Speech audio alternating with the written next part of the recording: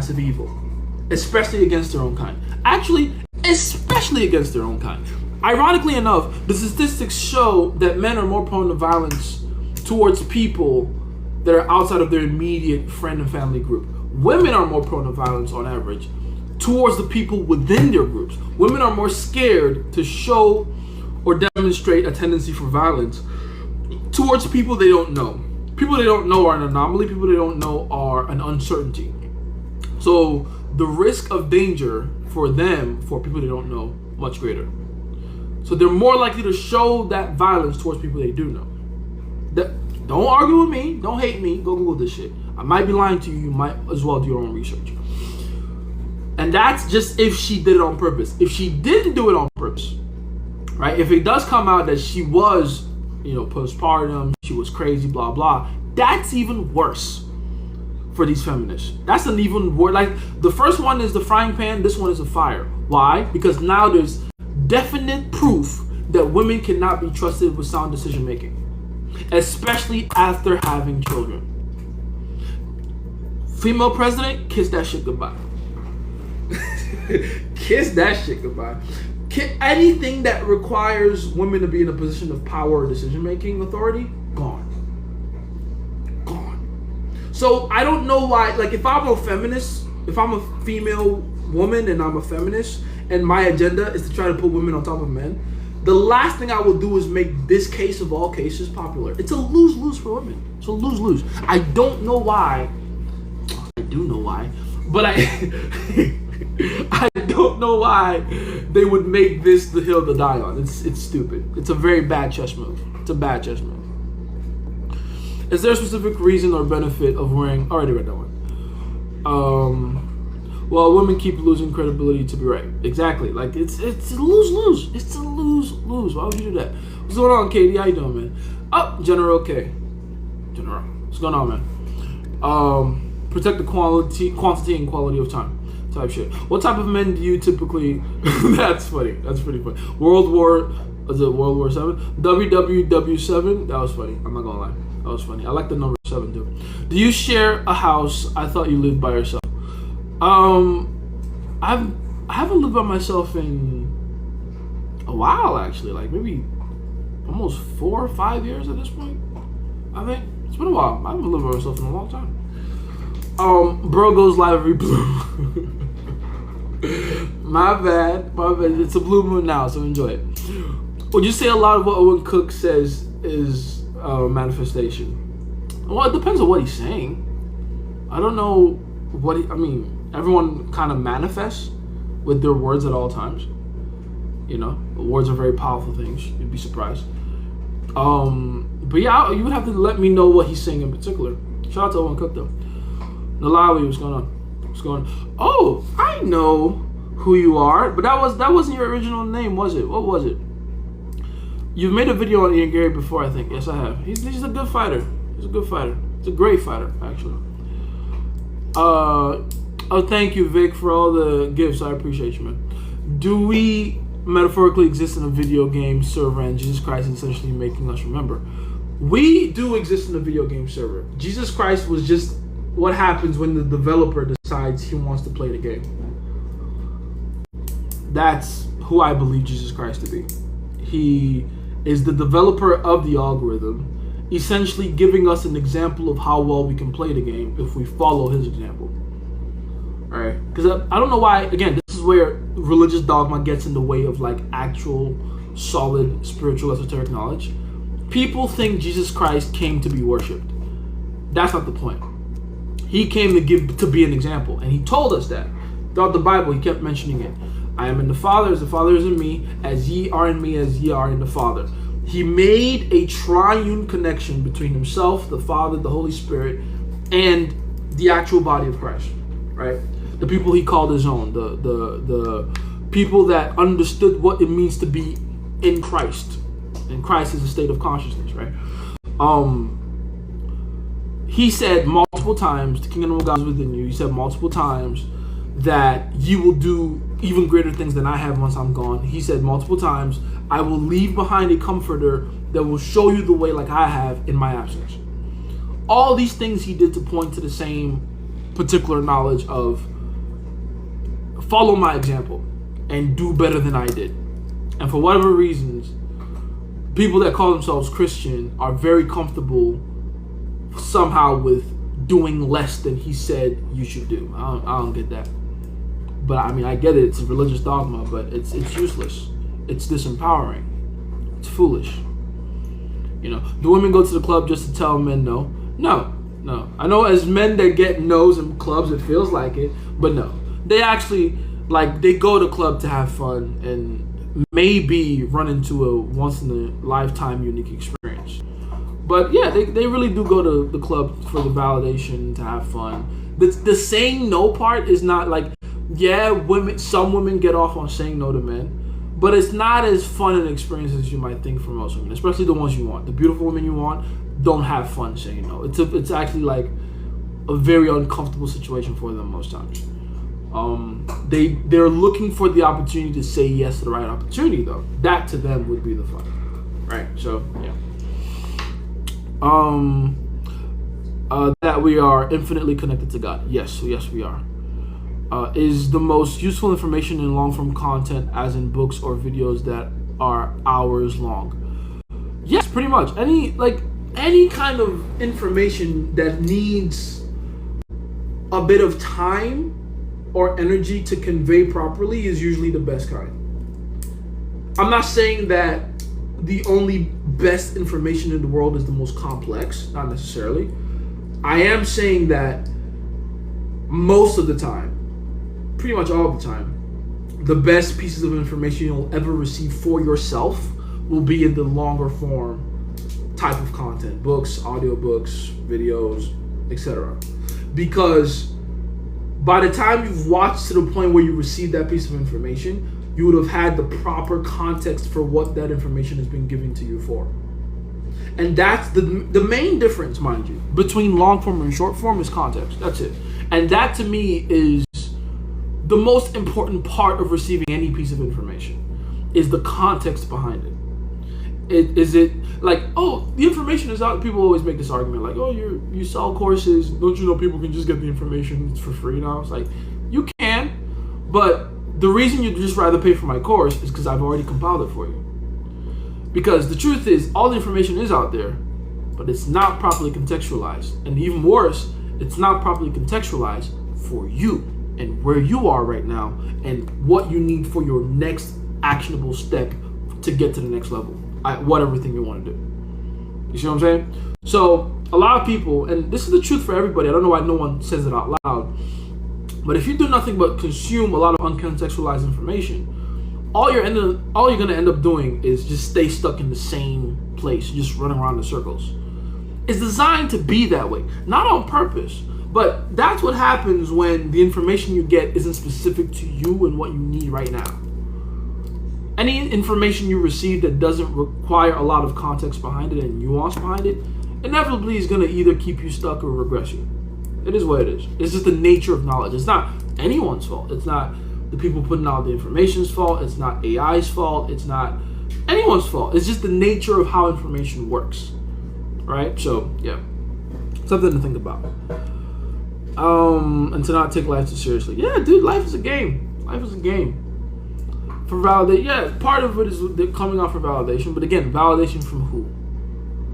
If women are coming out to the club, they're coming out for validation to get the validation from the guys who they believe are worth receiving validation from. Not every guy can give women validation. Does that make sense? Like, there's men out there, and I get it, you know, after going through a lot of rejections, or just not even trying to approach it all because you're trying to avoid getting rejected. There's a lot of men that walk around with a lot of misconceptions around how women work and what they want. If you think a woman has more fun saying no to a guy she doesn't want than she does saying yes to a guy she does, then you're completely mistaken about how women work and operate. If you think they're going through all that trouble, putting on the makeup, wearing their wigs, doing their makeup, their eyelashes, their eyebrows, wearing the tightest dress they can find, and walking in the painful ass long ass stilettos just to go to the club to tell a bunch of men they don't want, no, come on, no. The ideal scenario would be to go through all that trouble, go to the club, find a guy that in their mind would be the ideal guy, or at least feels like the ideal guy, and then have that guy offer them a once-in-a-lifetime opportunity. That's the ideal scenario. That's what they actually want. That's what they're looking for. Anything that happens outside of that is a waste of their time, essentially. That's what you need to understand. They don't want those other things to happen. They don't need those other things to happen. You know? So, yeah, keep that in mind. Thanks for the gift, King Henry. How you doing, man? Is a girl with more guy friends than girlfriends a red flag? It depends on why she has more guy friends. There's context to this. There's nuance to this. Does she work in a male-dominated industry? If that's the case, she's going to have more guy friends. Besides, ironically enough, you're going to get more trouble along the way, more resistance along the way, dealing with a girl that has nothing but female friends than if you had a girl with male friends. Male friends are way easier to deal with than female friends. Female friends are actually going to be the enemies of progress for you and that girl. You don't forget, women low-key hate each other. They do not like each other at all, especially the ones that are close to each other. I just mentioned not too long ago the statistic about how women are more likely to hurt and harm each other when they're within the same social group or circle. Every time you've heard a woman hate another woman, at some point they were friends. Women don't hate women they don't know, right?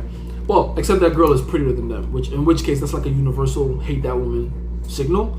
A pretty girl is the bad signal for all the other women hating her, because that's a woman that's like a viable intersexual competition threat, right? But I digress. Point is, if a woman has nothing but female friends, those female friends are going to do a lot more and ironically have a lot more power in the trajectory of a relationship with that girl than male friends would. Male friends are easy. Male friends are not important. If they were important, you wouldn't be there. All right, you wouldn't have a shot. So I wouldn't worry about the male friends. Female friends, ugh.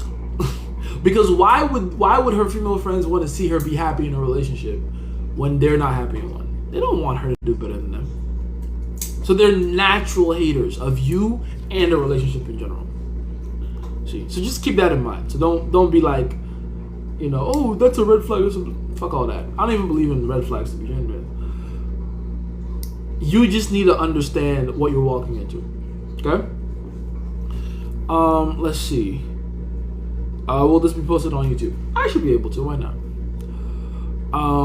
Damn. A fuck ton of gifts. Thank you guys. Appreciate it.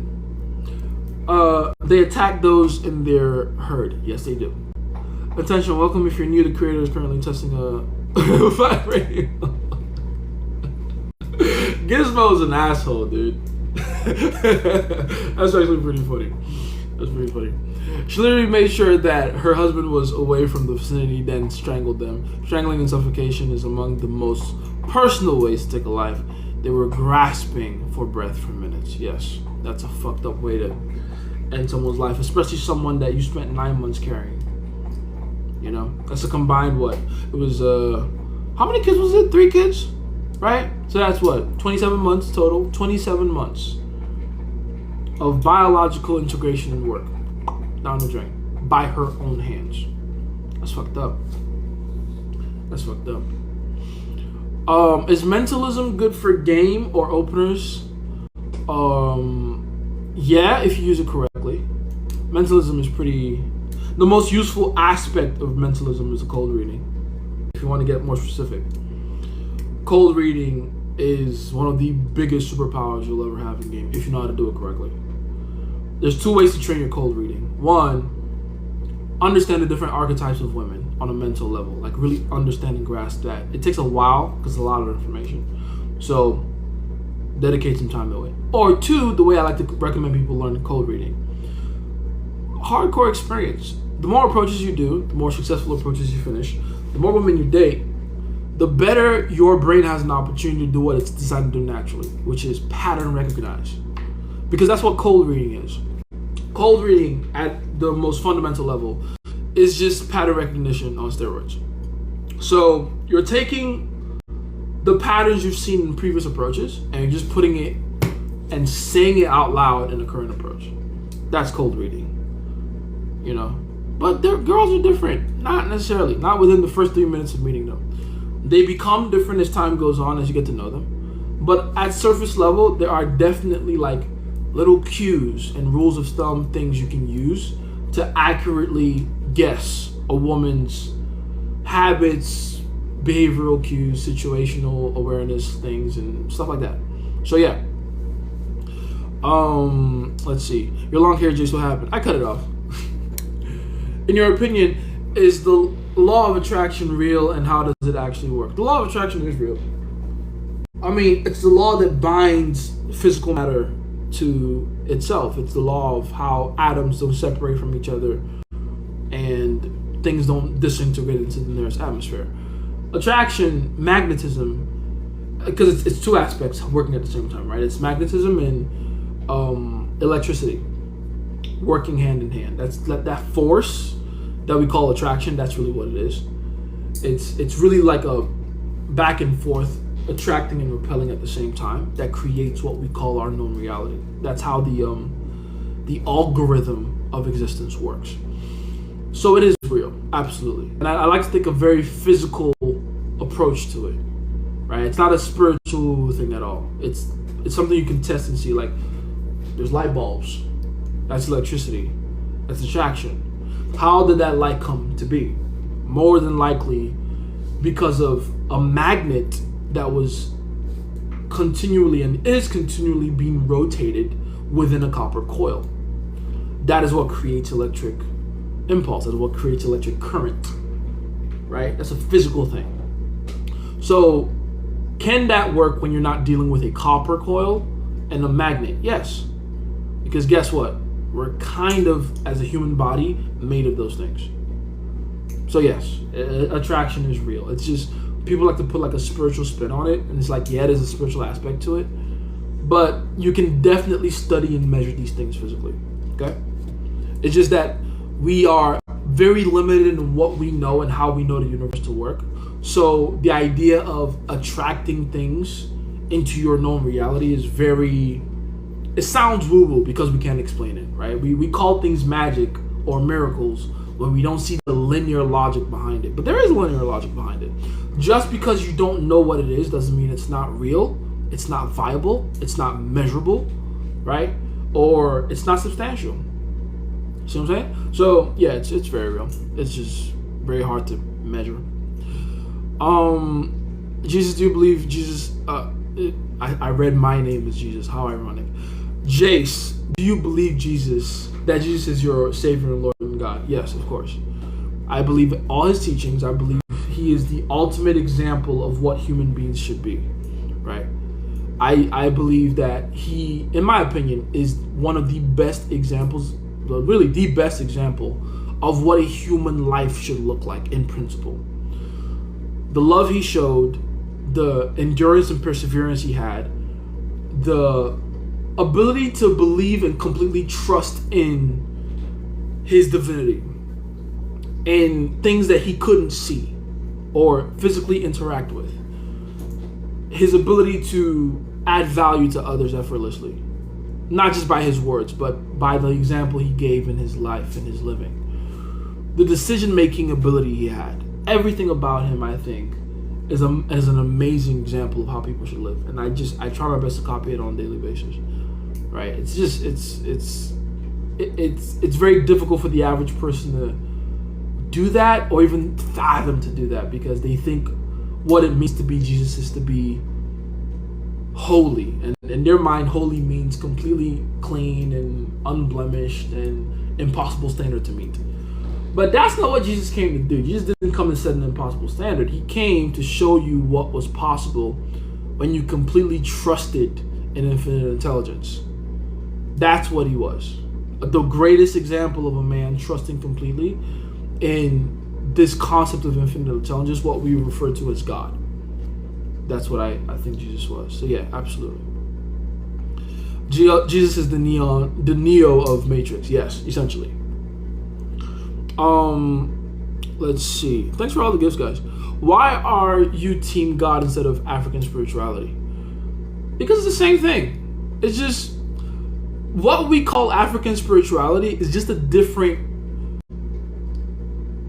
forgive me for using this word, it's a different magical system, but it's the same principles underlying into it.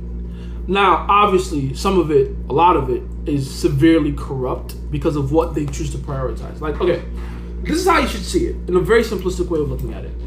The difference between the side of light and the side of darkness, if you want to create those distinctions, the only difference between the two is the intentions behind them. The actual method for, like, the methodology of creating what we call miracles / magic, pretty much the same science behind it. Pretty much. Methodology of creating what we call miracles / magic, pretty much the same science behind it. Pretty much. Read your Bible. Witches sacrifice to their gods. Prophets sacrifice to the God of Israel. Witches did a lot of weird things to create a lot of crazy changes or illusions or whatever. The prophets of God did the exact same thing. The actual science and practice is the same. The difference is what is happening, why it's happening, the intention behind it. Right? The same way the Egyptian priests turned their sticks into snakes, Moses turned his rod into a snake. Same exact thing, same exact principles that govern both of them.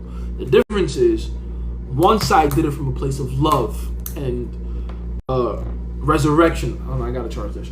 Love and peace and unity and resurrection and liberty and freedom. The other did it for the sake of removing those things from people. Does that make sense? I hope that makes sense. I don't like to say this out loud too often because a lot of people don't even know how to receive this information. But just to drive my point across even more. There's a book out there. I'm not going to say the name of the book. You would know it if you know it. But there's a book out there that is essentially the creme de la creme, the Bible, the originating point of all things witchcraft magic. Like what we know to be like witchcraft magic, like the magical symbols and sigils, the ritualistic protocols, all that stuff is completely detailed in, honestly, it's not just one book, it's 3 books, but 2 of them in particular. And the irony to that book, those books, is that they were written by one of the prophets in the Bible. I'm not going to say more than that. But that's the point. Like, what we call witchcraft and magic is really just a corruption of the actual understanding of the universe that God gave us, because he made the universe. The devil ain't create shit. All he can do is invert and corrupt and mindlessly copy the things God already created. You see? So, African spirituality is just one of those things. It's like same principles, different meanings. Same principles, different intentions. Same principles, corrupt priorities. Does that make sense? But don't be surprised if you're, Juju or Ogboni or Eye priests are going through the exact same steps and protocols as like your pastor or your prophet or whoever. It's the same science behind it. It's the same. Right? Yeah. Hopefully that didn't confuse too many people. Let's see. Your room looks plain. Yes, it is.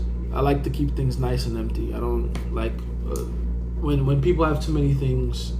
It usually ends up affecting their thinking in a way. I've come to find, at least for me personally. Definitely do your best to make your room as aesthetic as you need to. Me personally, I like plain walls to stare at for long periods of time.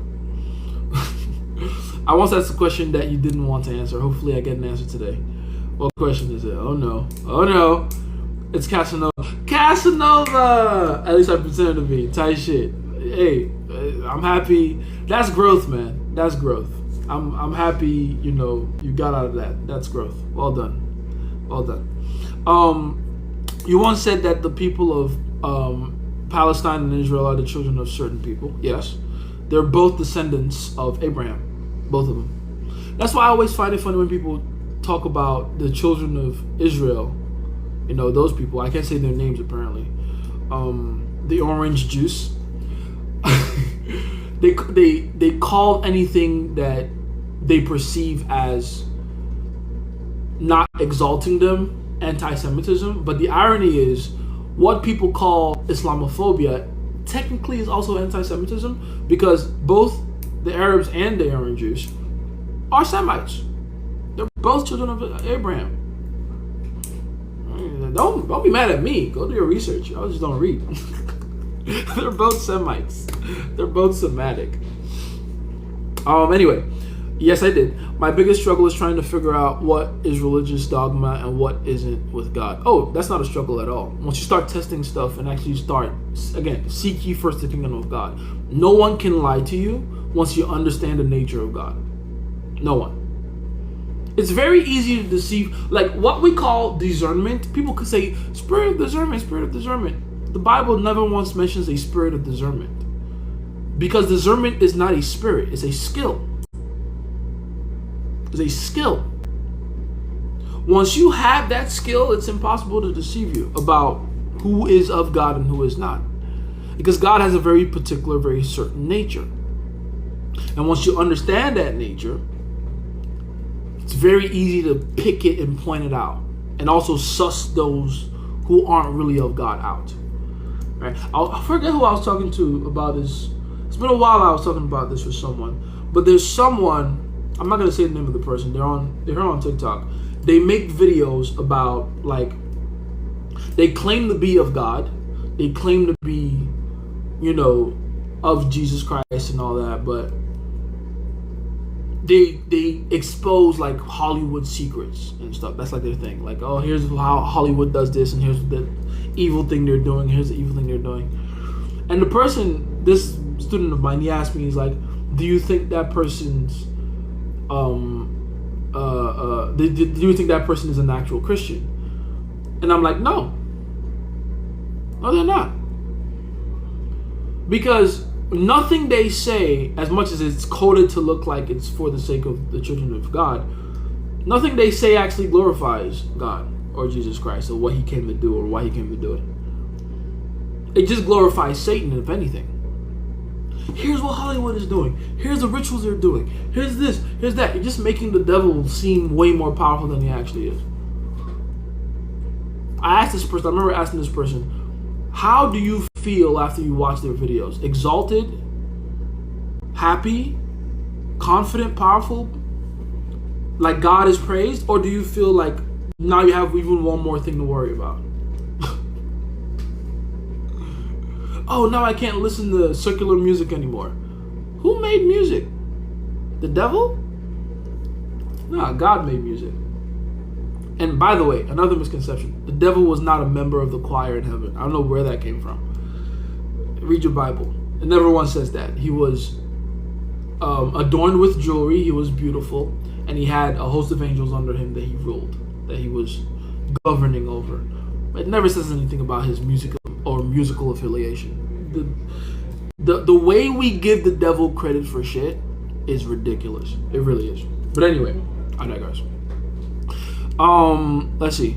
You once said that. Oh, yeah, right. I then asked you, is West Africa and Central Africa are the children of who? Oh, that question. Well, I'll put it like this. It's a bit complex to answer that question, and I can now see why I couldn't answer it here. It's one of those things that requires me to go into a lot of like history and shit like that. But I'll put it like this. Abraham wasn't the only one that was given a covenant like that. He's just the only one we have recorded. Does that make sense? He wasn't the only one given a specific history and a specific promise from God like that. He's just pretty much the only one that was recorded for us to read about later on. Like, At this point, well over 5,000 years later, right? But all over the world, there were certain people, men in particular, yes, men, and it had to be men at that time, that were given a certain mandate and a mission and were promised divine lineage from the completion of that mission. If that makes sense. So, yeah. Do you think running game on a neurodivergent woman works differently? Not necessarily. Well, if you're dealing with like severe levels of neurodivergence, yes. But neurodivergent or not, they understand, logical reasoning. So, not logical, sorry, emotional reasoning. So, all the things that game requires you to do affects them on an emotional level the same, I don't lie, what's just my ego? I don't know, is that what you mean? I don't know what's just my ego and what isn't. Am I then painting God with my ego and what I believe to be? You might be. But again, that's the beauty of it. Like, you live in a world where you can test these things. Whatever it is that you believe God to be, you can test them to find out and very quickly either get, shown a sign that you're going in the right direction or smacked directly in the face and correct it. Because the algorithm is designed to do that. So don't worry. Don't have no fear. Go forth and go through your trials and errors and testing phases as confidently as you can. Okay? Yes, I'll upload it to YouTube. Yes. I mean, saying no to an attractive guy that they think they can't keep. Oh yeah, that too. Yeah. But again, even in that situation, do you think the girl who believes herself to be unattractive or too unattractive for the attractive guy that she's rejecting, do you think she's happy doing that? Or do you think that deep down she wishes she was attractive enough to not feel that insecure? Or feel like, don't you think she wished that there was some kind of like a sign that the attractive guy gave her to make her feel more comfortable? Right? They're not ever happy rejecting, there's very few instances where they are. Like, I'll give an example. Let's say they get rejected by a guy, and then that guy comes back around later for some reason. They have a lot of fun saying no to that guy, because for them, that's like redemption, right? That's vindication. And they take that as some kind of a sign that they weren't in the wrong, the guy was. So they have no problem dunking on that guy. Even though, let's be honest, mind you, in cases like that especially, it doesn't necessarily mean they were right. It just means the guy was horny. But, there's very few situations where women are actually happy doing rejecting. What's your thoughts on the trial of Tupac's murder going on, if you pay attention to that? I haven't, honestly. I didn't even realize that was going on right now. Tupac was important for his time and what he came to do. He was a pioneer in many ways. I'm grateful to him. I hope his killer gets brought to justice. I really do. But there's just so much to focus on right now. So much to focus on right now. So much. And I'm sure wherever he is, even he would agree, like, yo, it's a lot more important shit. Hey, Cosman, thanks for the gifts. Jace finally watched The Final Offer. Great movie, isn't it? I'm so confused. What exactly should I be looking out for? Go back, watch the movie again. This time, don't watch it from the perspective of the main character. Watch it from the perspective of the woman behind the wall. Do that. You'll get the point. Okay? Thanks for the gifts. Extremely attractive, but no women. How to fix?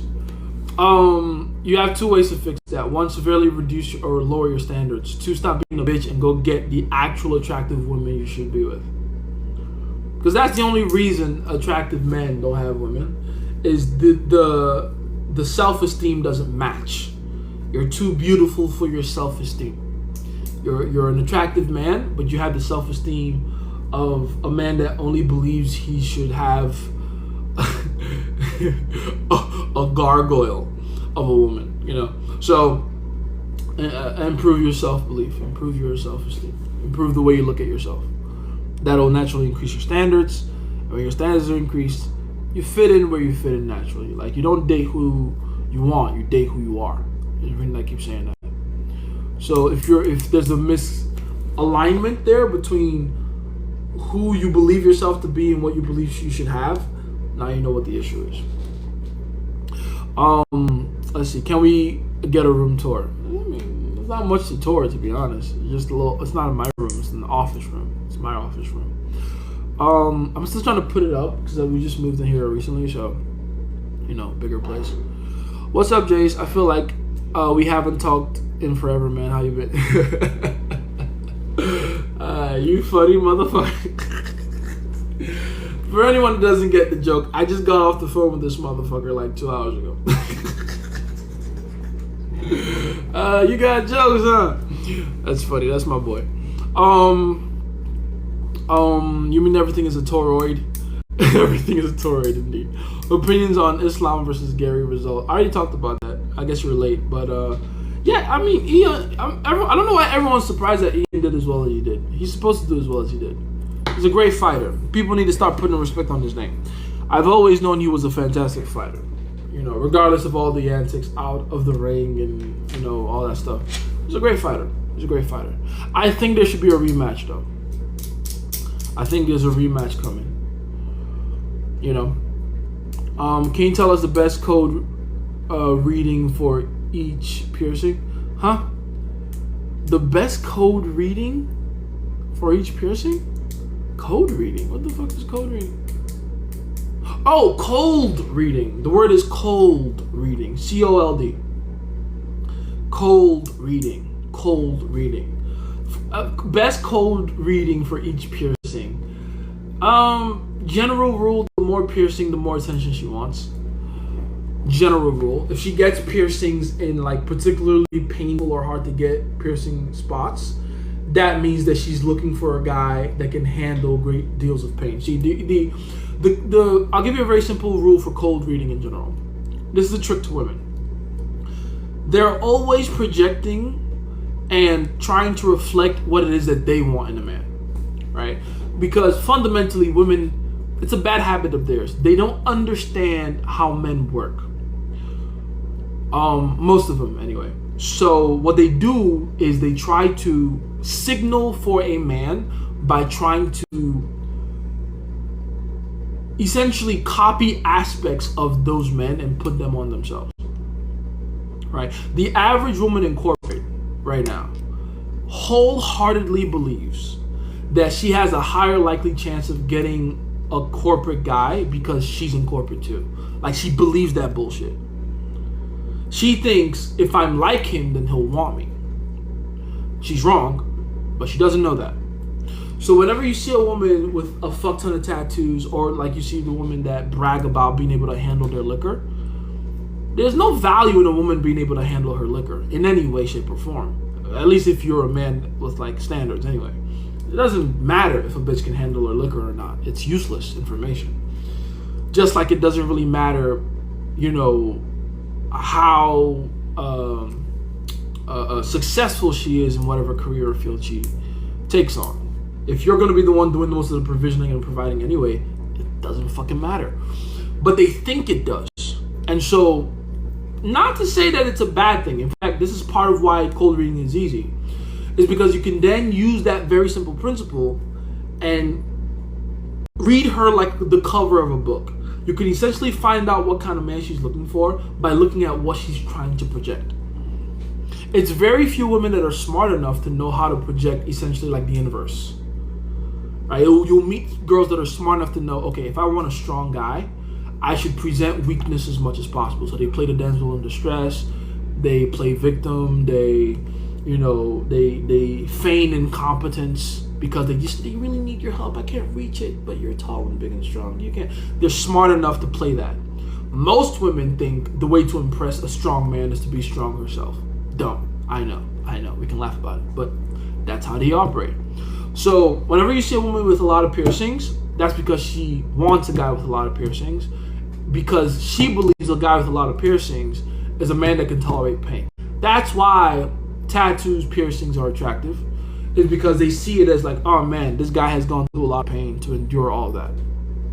So that's their way of saying, I want a guy that endures pain. Cool. Then Whenever you see, I mean, same thing with tattoos, really, same thing with tattoos. But then the difference is the excessiveness of it. Is it a lot of piercings, a lot of tattoos, few piercings, few tattoos? That'll kind of give you like a good gauge of what it is you're looking for because of what they're trying to project. Okay?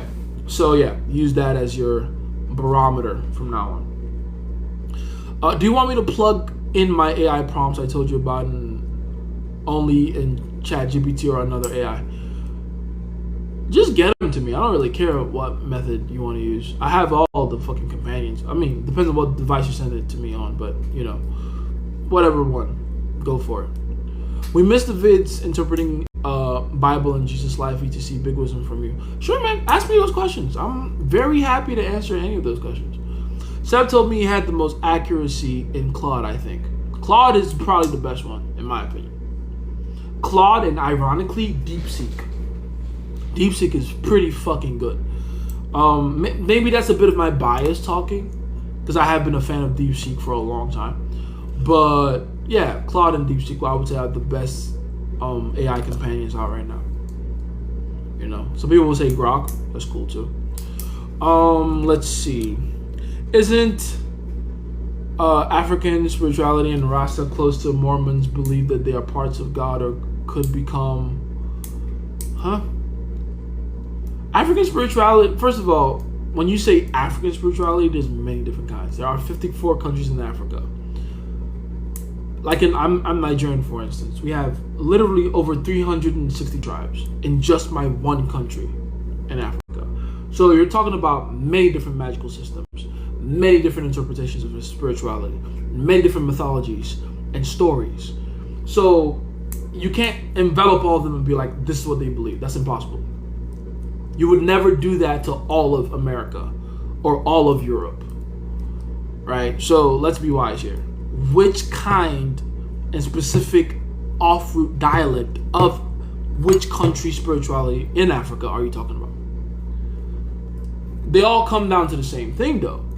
Pretty much the same principles, very similar protocol, steps, blah, blah. But for the most part, entirely different ways of going about things, you know? I know you're going to be mad at me, but I haven't hit up any of those girls off the dating apps. I couldn't be bothered, man. It's rough out here trying to keep my energy for content. I feel that, and that's fine. If anything, that'll kind of help you. You know, I always tell people, your energy is best when you want to approach girls or when you want to talk to girls, when you're already spent from doing what you actually need to do. Like, at the end of the day, when you've laid all the bricks that you're laying from building that empire you want to build, then you take that kind of sort of tired energy to girls. That's the best energy ever. Because you don't care at that point. You're not as invested. You don't care about the outcomes. You just blah. You spit the lines out and they just come out naturally. You know? What do you think about New Age spirituality and reincarnation system dimensions? There's truth to them. Unfortunately, whenever it comes to like these esoteric type of knowledge, people get like super culty around them. They don't need it. They don't require mysticism. You don't need to become culty around them. You can literally just take them as scientific systems that can be studied and practiced. It doesn't need to be like, oh, now we have to like do this thing that requires.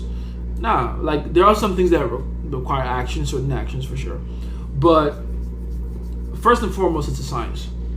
If you approach it first and foremost like a science, you'll be fine every time. You'll be fine. There's nothing wrong with that. And no, that doesn't go against God. Another thing I hate, this weird religious dogma of separating God from science. Science is the very conceptualization of how God created this bitch.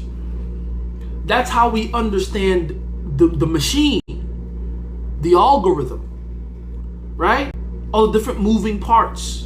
Always moving, constantly moving. The dynamic, ever self-solving and unsolving Rubik's Cube of the world.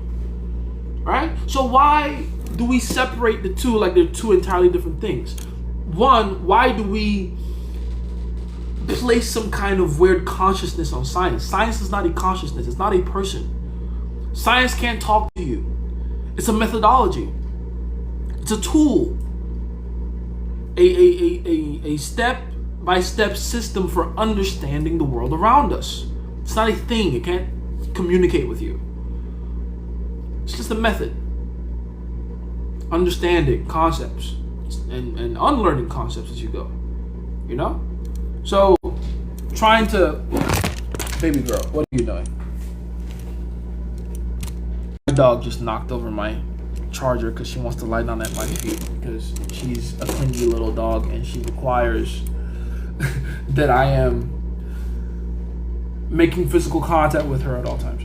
But yeah, why do we do this thing where we like separate God and science? Like, oh, God is here and science is there.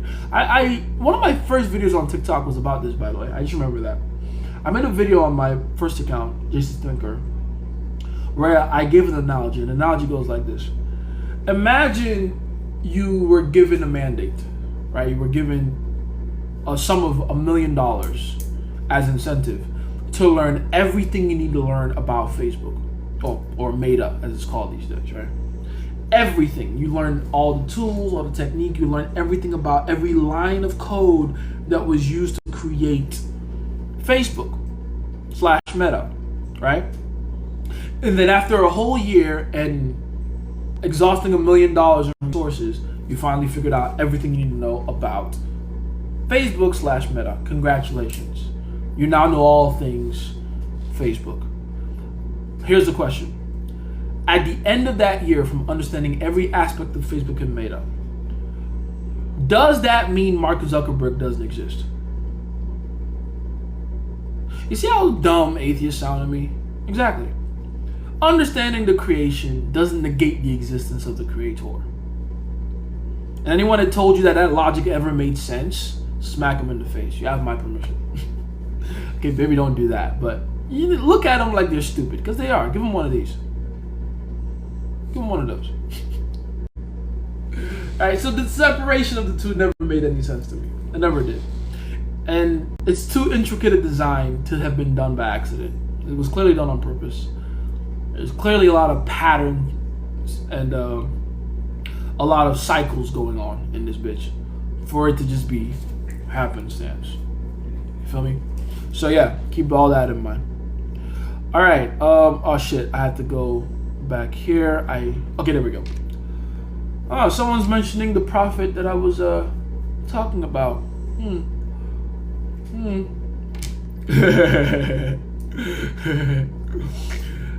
But seriously though, in these books that were written by this particular prophet in the Bible, this is like the basics of what we call modern witchcraft. All their protocols come from that book. Hell, as part of their protocols, do you know that it's required for them to protect themselves from the entities they summon from the other side of the veil with Bible scriptures? Can you imagine that?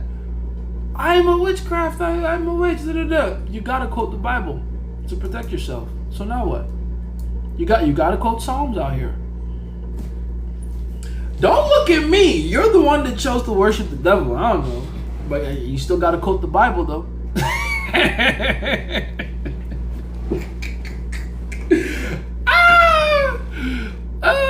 God. People fucking they make me laugh, man. It's funny. Hey, you do what you gotta do, man. Anyway, let's see. TikTok gonna take this down if you keep talking about. Yeah, let me just stay away from that topic. What were we thinking on the lockdown, shutdown timeline of this year? I feel like that's not gonna happen the way I thought. The more of the evidence I uncover, I don't think it's gonna be like a conventional lockdown at all. It's gonna be a shutting out, but it's not gonna be a lockdown like I thought. It's not gonna be like 2020, like, oh, everyone get home. It's gonna be like something happening that is gonna massively restrict everybody. And as of yesterday, I started seeing signs of it. Did you know, for those of you that have like Amex cards, you already know about this.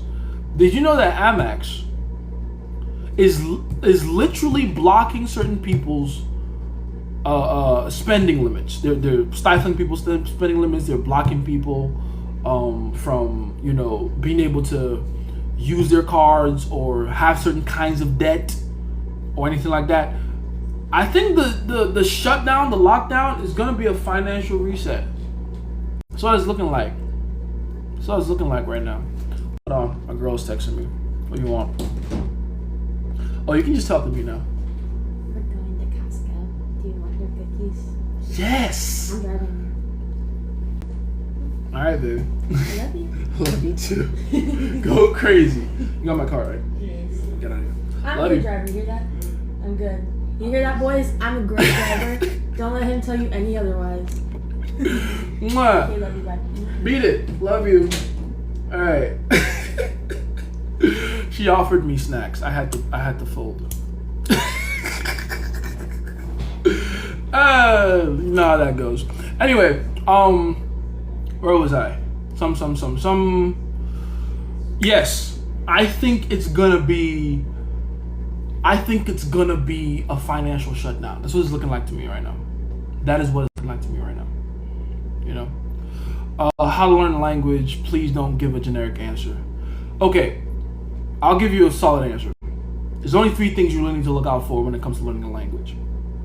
Number 1, the system of the language, the actual fundamental codex, the way the sentences are structured, what words and what figures of speech carry priority in each sentence structure, and the most important priority within the language itself, the nature and culture of the language itself.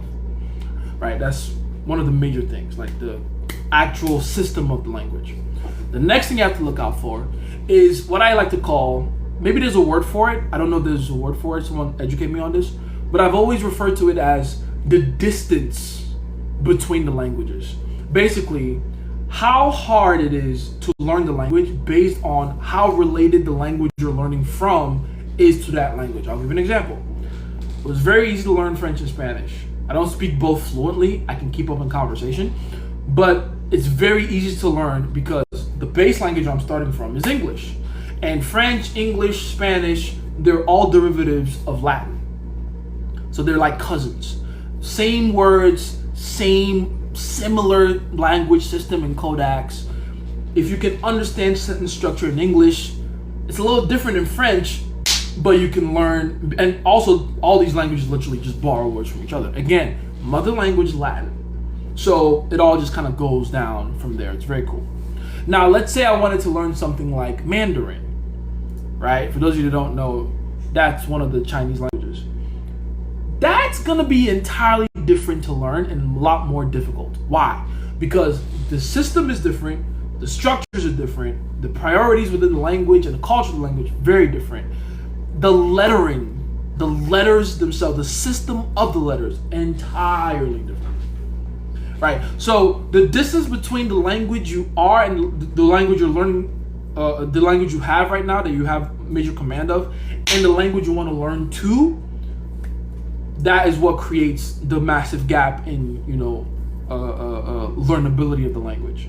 Right? So that you have to probably take more advantage or be more cognizant of that than anything else, right? But then there's a third thing. The third thing is your willingness to look stupid. I think this is the most underrated thing because this is the one that if you don't speak more than one language right now as you're watching me, it's because you have too much pride and ego around looking stupid learning a new language. You have to look like baby level of stupid, like almost like goo gaga while you're trying to enunciate and pronounce these words in a new language before you get them right. I know how to say carnitas because I had to learn how to roll my R's, which was not easy. I don't come from a language background where rolling my R's was always a thing. Hell, even saying R like this in an American accent, because don't forget, I was born and raised in Nigeria. We don't say R like this. We say aru. Aru. It's a very different thing than R, where it's like more airy. There's more space given, right? When you're pronouncing it. Like a word like water. In Nigeria, it's wata. We just say wata. And that's if we choose to speak English. In Igbo, it's mmiri. You know what I'm saying? So there's a lot of looking stupid that'll happen when you're trying to pronounce a new word you don't know how to pronounce, right? Allow yourself to look very stupid, and the more stupid you look, the better. The more you put yourself in situations where you're forced to look stupid, learning a new language, the quicker you learn. The quicker you learn. Like, you might not get to fluency that way, but by God, you will get way past, like, you know, basic level conversation. Does that make sense? Yeah. So yeah, go learn a new language. Do you believe that me as an emotional projector will not...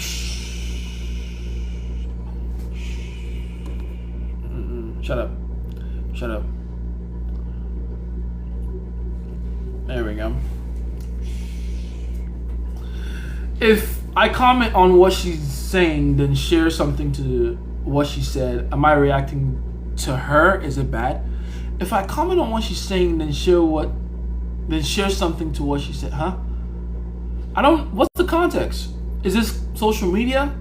How long have you known each other? Are you dating? Is this a girl you're dating currently? Is this a girl you're trying to date? Like, I need more context. There's a lot of context missing from there. I feel like a relationship... Talking too much, Billy. Talking too much. Just, I don't have my mod powers to use responsibly. What happened? Yes, you do. It says you're a mod. They came back. There we go. They're right there. This talk about men with a special mandate reminded me of Tenzin. Tenzin was playing no games. Tenzin knew what the fuck was up. The goal was fill the earth back up with airbenders. I don't know why Aang didn't understand the assignment. If whatever crazy you wanted to win the lottery, if whatever crazy you wanted to win the lottery, how would you go about doing? What do you think? Like, on some law of attraction shit, you want to win the lottery? The key to law of attraction, if you want to win the lottery, isn't necessarily to win the money. Like, am I giving away too much? If you want to manifest a lottery win, right? If that is the science experiment you want to conduct, the place most people make a mistake in is trying to manifest the money. They're trying to focus on the money, use mantras around the money, make affirmations around the money. You're making a mistake, because if you do that, what will end up happening usually is you'll make some money, but then it won't be a lottery, right? Because the algorithm we live in doesn't care about the process. It just cares about what you're asking for. So it won't read I want to win the lottery. It'll read I want to make money, and it'll bring you either opportunities or ideas or people that'll help you create the, you know, systems or negotiation or add the value and service that you need to make that money happen, right? If you actually want to win the lottery though, like that's what you want to do, like you specifically want to win the lottery, which, by the way, you think, oh, I'm just gonna do that and not have to work for the money. That's why you want to bypass it. There's a karma to that. There's a drawback, and I'll talk about that. But if you want to just make sure that the lottery winning is yours, the real key is to completely forget about the money and focus on the numbers themselves. You gotta focus on what the actual string of numbers are in their correct order. So you gotta go through this painstaking task of essentially manifesting each number consecutively in chronological order, right? Then when you get them through like signs, symbols, you know, there's a way to perceive all these things. You put them together, you use that, then that creates the winning lottery number, right? That's how you should do it if you just want to win the lottery. Here's the problem with that though. Yeah, those things cost. There's a price to everything in this world. At least when you create the value for the money to come, you balance out the karma. If it comes to you with no solid degree of discipline, effort, and sustained consistency, then essentially you're asking the universe to take from you to balance it out. Take from you without your own consent. Because the balance has to happen. So, you know, you might have something taken from you that you might not want to let go of, if you will. So be careful with that. Be careful with them. What can I use my time for, 19 and 25, to maximize my potential? Learning skills. When you're that young, the only thing you have to do is the time to learn skills. Because when you're older, it's the skills that pay the bills. It's the skills that put you in the right rooms, put the girls that you want in your life and the right girl in front of you. Skills, skills, skills, skills, skills. Not access, not opportunities, skills. Because it's the skills that even bring those things to you. Right? You want to make a lot of money, you want to have an amazing life with love and abundance and prosperity. Learn skills at that age, 19 and 25. Once you have the skills, pretty much everything else is taken care of. And I mean that like as literally as I possibly can. Even if you're too lazy to do anything else, as long as you learn the skills, the opportunities will find you. Chase, how do I network? How do I network? No one wants to network with anyone that has no skills. So learn the skills. Get good at the skills. Right? If you invest all your time and energy and honestly money into skills, you'll have a guaranteed amazing life going forward. Okay? I started wearing a cross necklace and felt like a fraud, but I feel better after this live. Tight shit. Debating on religion, Hollywood, and relationship choices. Oh, that's AI doing a summary for me. I'm born Hindu and has real legitimate spirituality, but Christ is Lord. It all points to Christ. It really does. And that's why he's a G to me. That's why he's the biggest, most important example. Because again, once you understand all creation testifies about him, it's kind of impossible to not see it. It really all points back to him, all of it. There's no branch of science that I've ever learned, whether tested science or what people might refer to as pseudoscience, that doesn't point back to him. It all points back to him. It's all just one giant play, different parts of a ongoing play that all point back to this main character, Christ, 144. The same one over and over again. Right? Surrounded by 12. The one surrounded by 12. The center. The Son of God. Feel me? How long I'm playing Staying Live for? I'll give it another 30 minutes maybe. I got something coming back to me on my way. My girl's gonna go get me something, so you guys have till she gets here. However, like, yeah, she's giving me updates here too, so you know. Don't worry, I'll get to as many as I can before I get out of here. Advice for taller black guys still trying to presence and taking too much. What? Still trying to presence and taking too much, or talking? Is that what you mean? Advice for taller black guys: your biggest disadvantage as a fellow quote-unquote tall black guy myself. I'm 6'2". People think of that as tall. I grew up in Nigeria. 6'2" is kind of average where I'm from. But anyway, your biggest disadvantage, especially if you're in a country that is not majority black like you, is the fear factor. People are naturally cautious and scared of you. And that's without you really doing anything. Now, I'm not saying you should manage, your blackness or manage how safe or unsafe you make others feel around you. In fact, I'm saying you should take advantage of it. Yeah, people give you respect instantly. Might as well use that to your advantage. The real mistake most so-called tall black guys make is viewing their superpowers like a disadvantage. If you're a tall black guy, use that shit. People naturally look up to you as a leader. People naturally look up to you to take space and be charismatic. People naturally look up to you for direction. It's part of your working. It's part of your code. Also, and this is a big one, a compliment from you means more to anyone than just about anyone else in their life. Like, as a tall black guy, when you give people compliments, even other black guys, it means more. Because it's the de facto coolest person in the room telling me something nice about myself. Use that to your advantage. Right? Spread love, spread value. Make people feel good. Okay? You a Barca fan? I'm barely a football fan these days, to be honest. Let's see. I think it's saying I'm gonna.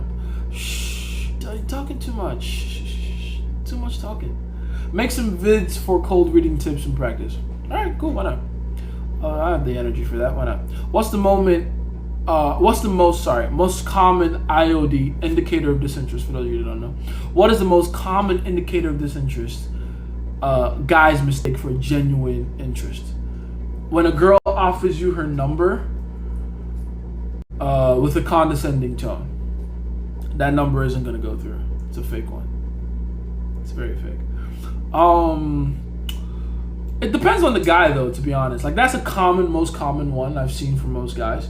But the truth is, it depends on your approach and your whatever particular mistake you're used to making in your cold approaches. That'll usually be what leads into whatever IOD you usually get, right? Like, I'll give you an example. For guys that are direct, they like to just be in a bitch's face and be like, hey, I think you're beautiful. The biggest mistake they make, or the IOD, the indicator of disinterest that they usually take for interest, is pushback. Reasonable pushback based off of the aggressiveness you're giving her up front. When she's like, whoa, I don't know who you are, I'm sorry I have a boyfriend. Those guys think of it like, okay, cool, this is my time to handle objection. It's like, no, the approach itself was done from the jump because you came in incorrectly. You know what I mean? So a lot of it really is linked to your particular kind of style and whatever mistake exists within that style. You know, Lucara said it himself that, shout out to Lucara, by the way. Lucara said it himself that women think they're smarter than men because men don't do what they do. Yes. And ironically, that is one of the best reasons why women keep getting outsmarted by men. Women genuinely underestimate men. That's why they find themselves in trouble with men. How ironic is that? You know, I've come to find, especially in my life, anytime you underestimate people, you give them an opportunity to surprise you. So don't do that. It's a big mistake. All right. Also, when do you stop pushing through resistance and just charge it to the game? Whenever you notice, along with not just the words, but the actual body language is saying hard no, that'll be a good cue to be like, all right. Because here's the thing. Whenever you're getting an indication of disinterest from a woman of any kind, you're usually not going to get any other indication of interest alongside it. If you're looking at all the different layers correctly at the same time. So there's her words, what she's saying. There's her body language, what she's doing. And then there's her willingness to go along with compliance. To comply to you. I always tell guys, if a girl is calling you an evil, stupid, bitch-ass motherfucker, but then you accidentally drop your pen and you tell her to pick it up, and she's still calling you a bitch-ass nigga, but she's still picking up the pen for you and putting it in your hand, that's compliance. That's interest. As extreme as that example seems, that is interest. Because she's still willing to do what you ask her to do, even though her words are saying the exact opposite. You see what I'm saying? So you got to look at the different layers, and if you're getting no from all the layers, that's your cue to bounce. If you take a bit of time, think about it. What they want doesn't. Are you talking about how women are fundamentally different from men? Yes. And the difference should be celebrated. By the way, it shouldn't be a cause for panic. It's a good thing that we're different. It's a great thing that we're different. I like the fact that what I like about women is how different they are from me. Fuck, I look like dating someone that is exactly like me. No. It's the back and forth. It's the extremes. It's the masculine and feminine that creates that beautiful dance and spark of attraction. You know? You did talk about righteousness, and you said it's not all about being good and was more about faith. Yes. Righteousness is right standing with God's laws. That's how you should think about it. That is what righteousness is. It is right standing with God's laws. The irony to God's laws and how they operate is that they usually, not all of them, but some of them, because of our own limited understanding of them, are in direct contradiction to what we have determined are good by man's laws. Like God's laws and man's laws sometimes oppose. So when I say it's not all about being good, I'm saying it's not all about being good in accordance to what men say. There's a lot of things that, look like evil things to do, but are necessary to do to be in line with God's laws. There's a lot of things in the Bible that people complain, God did all this evil shit. It's like, it looks evil because of your limited understanding of it. But if you understand why he did it, it's the best thing he could have done. In fact, he in the things that he was doing that looked evil, he was probably even showing mercy. You see? So, it gets interesting. This is an obvious question, but what do you think rituals that I will have to do for my performance and fights be different because of my energy system? I guess I'm asking how it will be different. We'll talk about all that. Rituals will look different. Fighting styles too look different, by the way, because of those things. But again, talking too much. Does the Bible support or debunk that the souls of those that have passed on are aware of what's happening on earth? There are multiple examples in the Bible where that happens. Not necessarily the souls, though, the spirit, to be fair.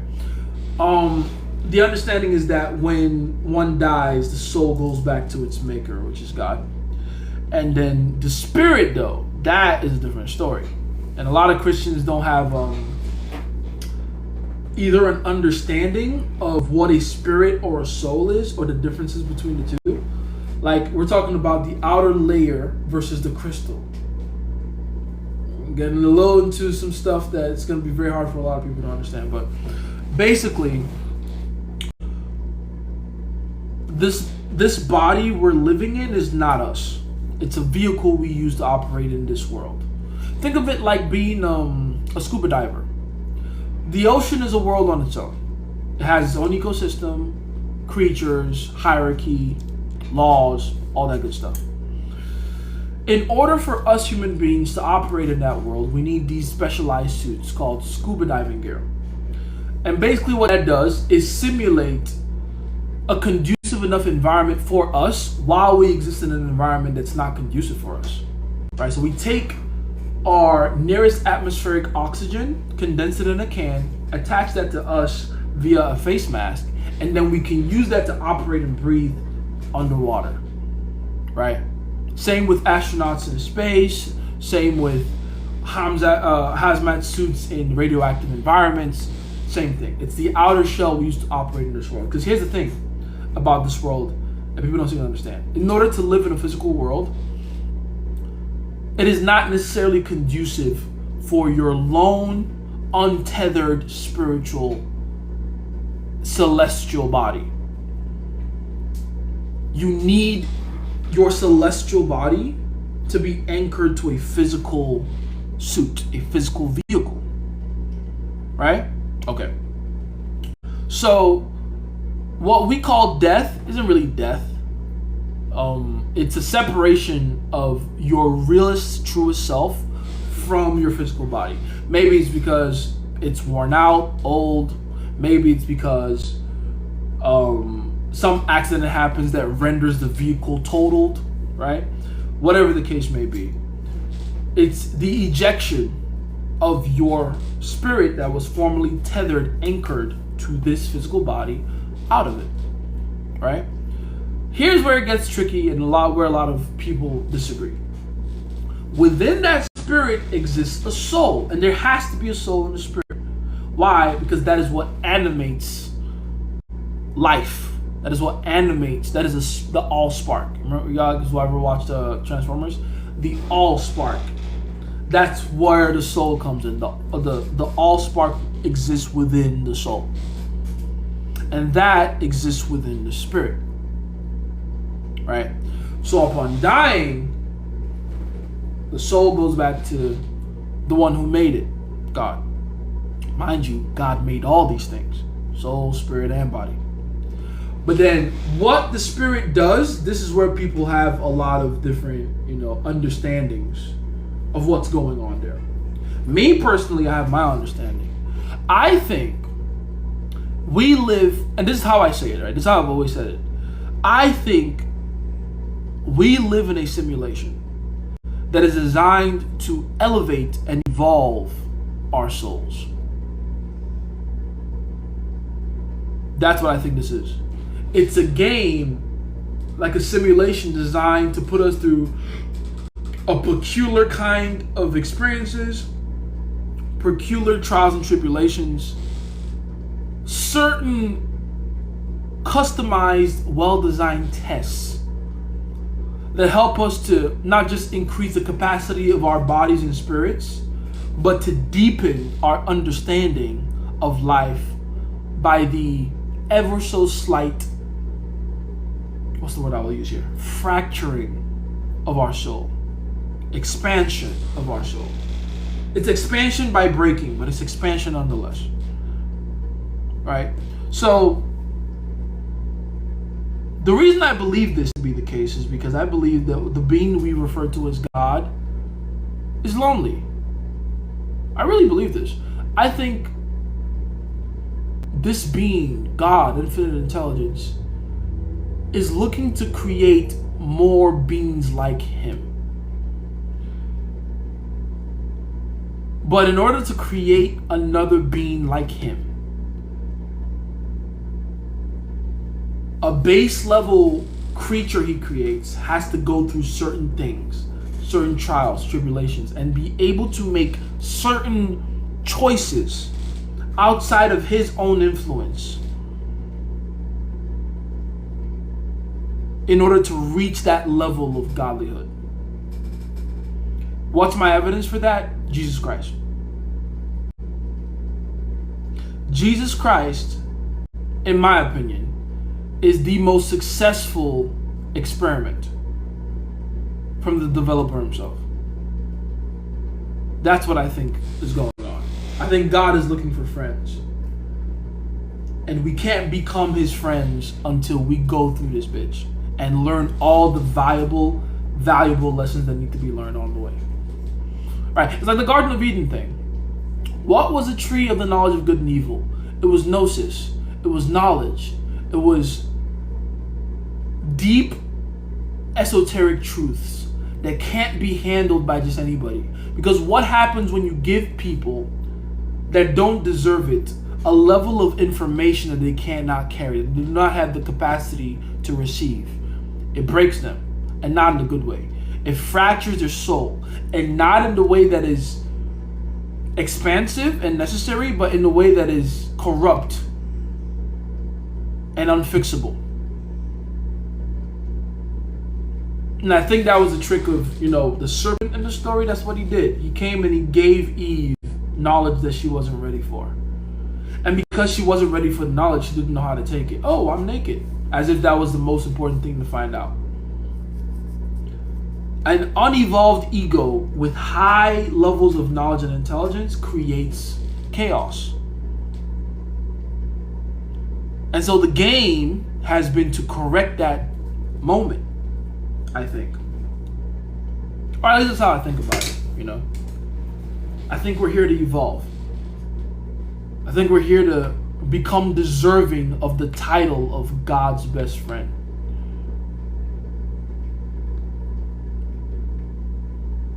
Yeah, that's how I think about it. Let's see. Owen talks about frame and stuff. He kind of says it's something you give to yourself, like manifesting. He's not wrong.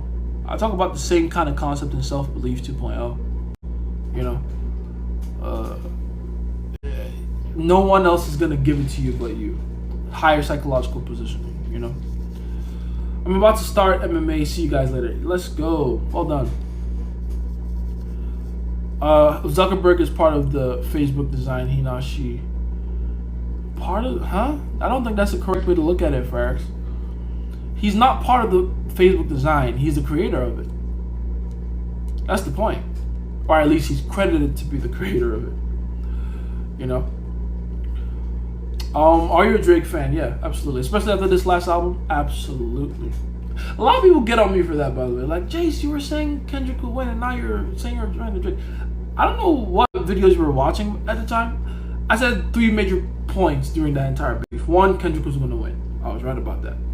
2, Kendrick was going to win because Drake needed to learn a few very important lessons for his own evolution. So I always saw that entire Drake-Kendrick beef not as a victory for Kendrick, but a necessary evil for Drake.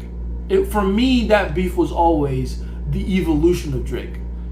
Which brings me to the third thing I've always said. Kendrick was necessary for Drake because it helped Drake to refocus on who he is. Drake was going a little too much into this identity that wasn't his. He needed someone, a force like Kendrick, to remind him of who he was and bring him back down to center to who he fucking is. And who is Drake? The most versatile artist of all time. After these last 3 albums, I have the Drake I love back. I'm happy. I'm happy. I'm fucking happy, man. Drake went fucking left after fucking all them bullshit albums for All My Dogs. Scorpion was half decent, but I needed hints of Take Care Drake back. I needed hints of If You're Reading This It's Too Late Drake back. And with Iceman, with Habibti, with Maid of Honor, I got it. I'm happy. Hell yeah. So yeah, I'm a Drake fan. I've always been a Drake fan. Always. I think everyone is a Drake fan, let's be honest. I think we all collectively know more Drake songs than Kendrick songs, for being completely honest. Which makes sense. It just makes more universally appealing music. How can angels or God protect witches before a ritual if they worship demons? Why would they use song? Hey, listen, man, good question. But ask those witches why and see what they tell you. Because none of them have been able to answer my question. None of them have been able to answer that question for me. But that is literally part of their magical rituals. They need to use psalms to protect themselves within their sigils to summon these so-called entities that they rely on for their whatevers. If the entities are so good, why don't you talk to them naked? Why don't you let them just, have their way with you? You summon them, right? Go through all that trouble. Why are you quoting psalms upon psalms upon psalms just to give yourself a protective barrier? Why? Open the gate. I like to fuck with him. Would that be type of financial reset benefit me? Yes, if you position yourself correctly. Oh, you in particular? Absolutely. Guess what happens when panic goes up? Views. Because people become more concerned about what's going on in the world. Everyone has a genuine brain rot. They develop a genuine phone addiction during those times. So if you're a content creator, you'll be fine. With that type, you read that one. You're thinking about it the wrong way. Just because someone uses magic doesn't mean they, in fact, summoned demons to put. I'm gonna let you deal with that one. If you use magic, I assume you don't ask angels or God for the favor, but a random entity, which is a demon. Well, that's the thing, though. Okay, I'm about to break your brain, but I need to say this so you understand. What is the difference between a witch asking a demon for help and Jesus asking the Holy Spirit for help?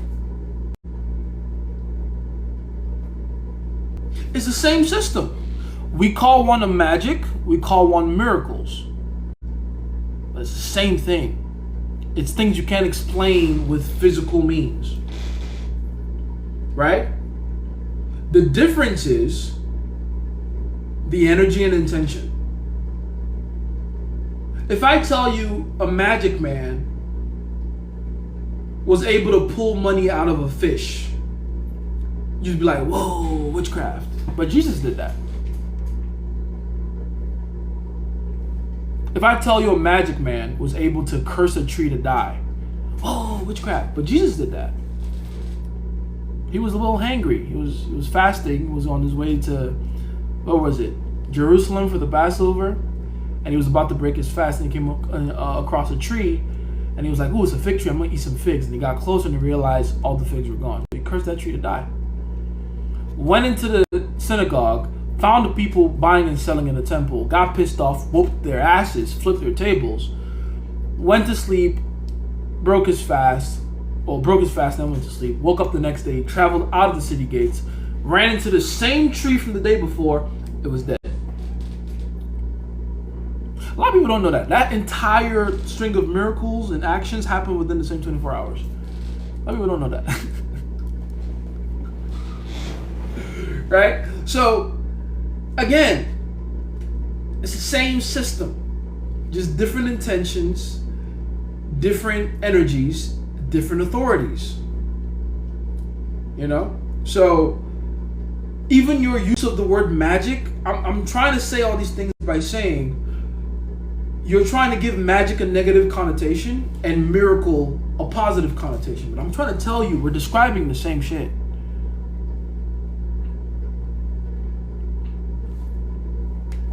You know, do with that information what you must. You feel me?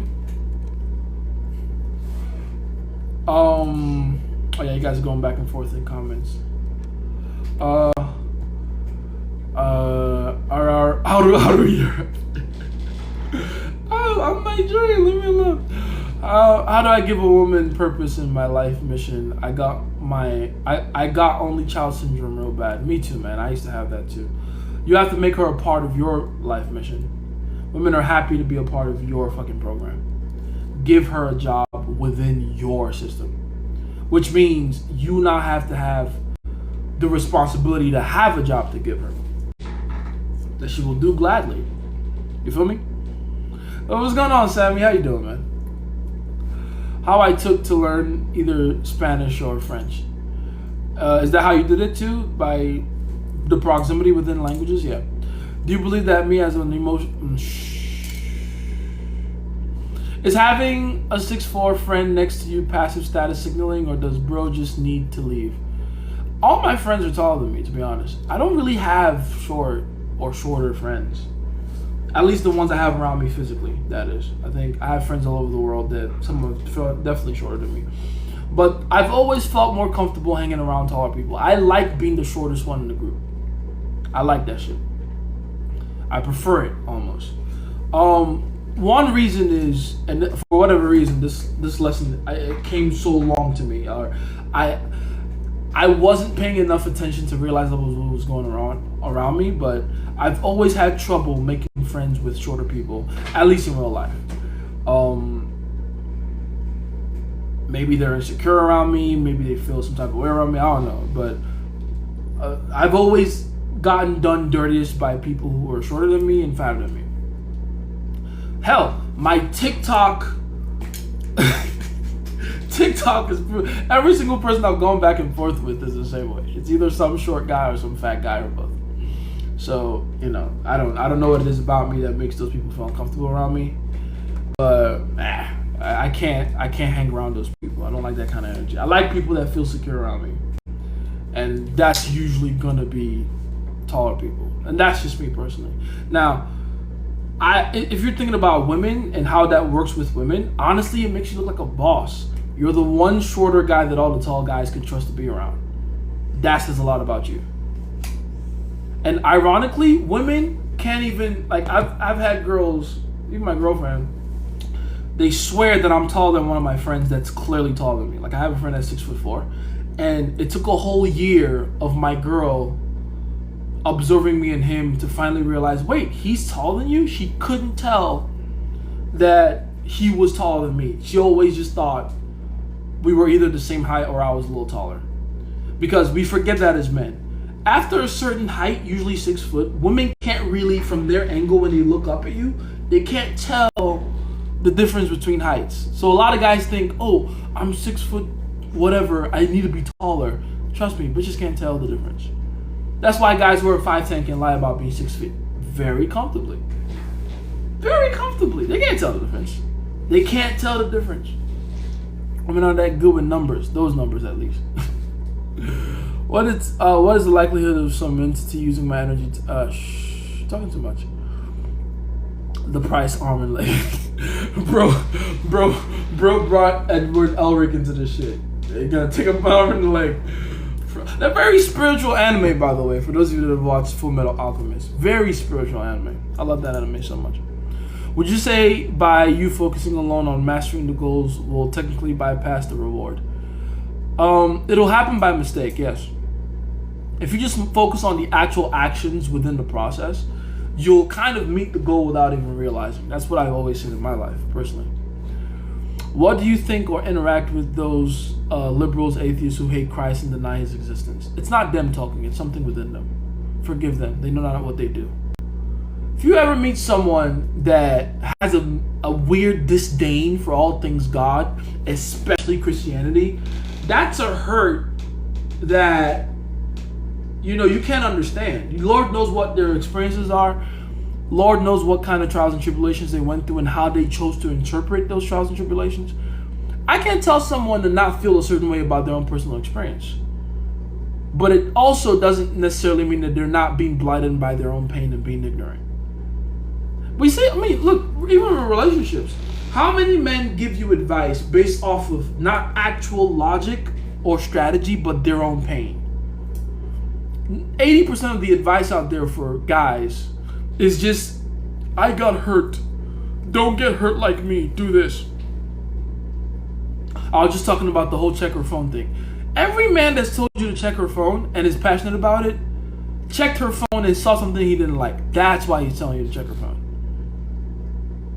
Every piece of advice out there is just pain-based. Oh, don't do this because you pain. Oh, don't do that. Avoid this pain. Shh. Don't let your pain speak for you all the time. That's demonic. That's what real demon possession looks like. When you can be controlled by every little bit of discomfort and pain. That's what demonic possession looks like. Right?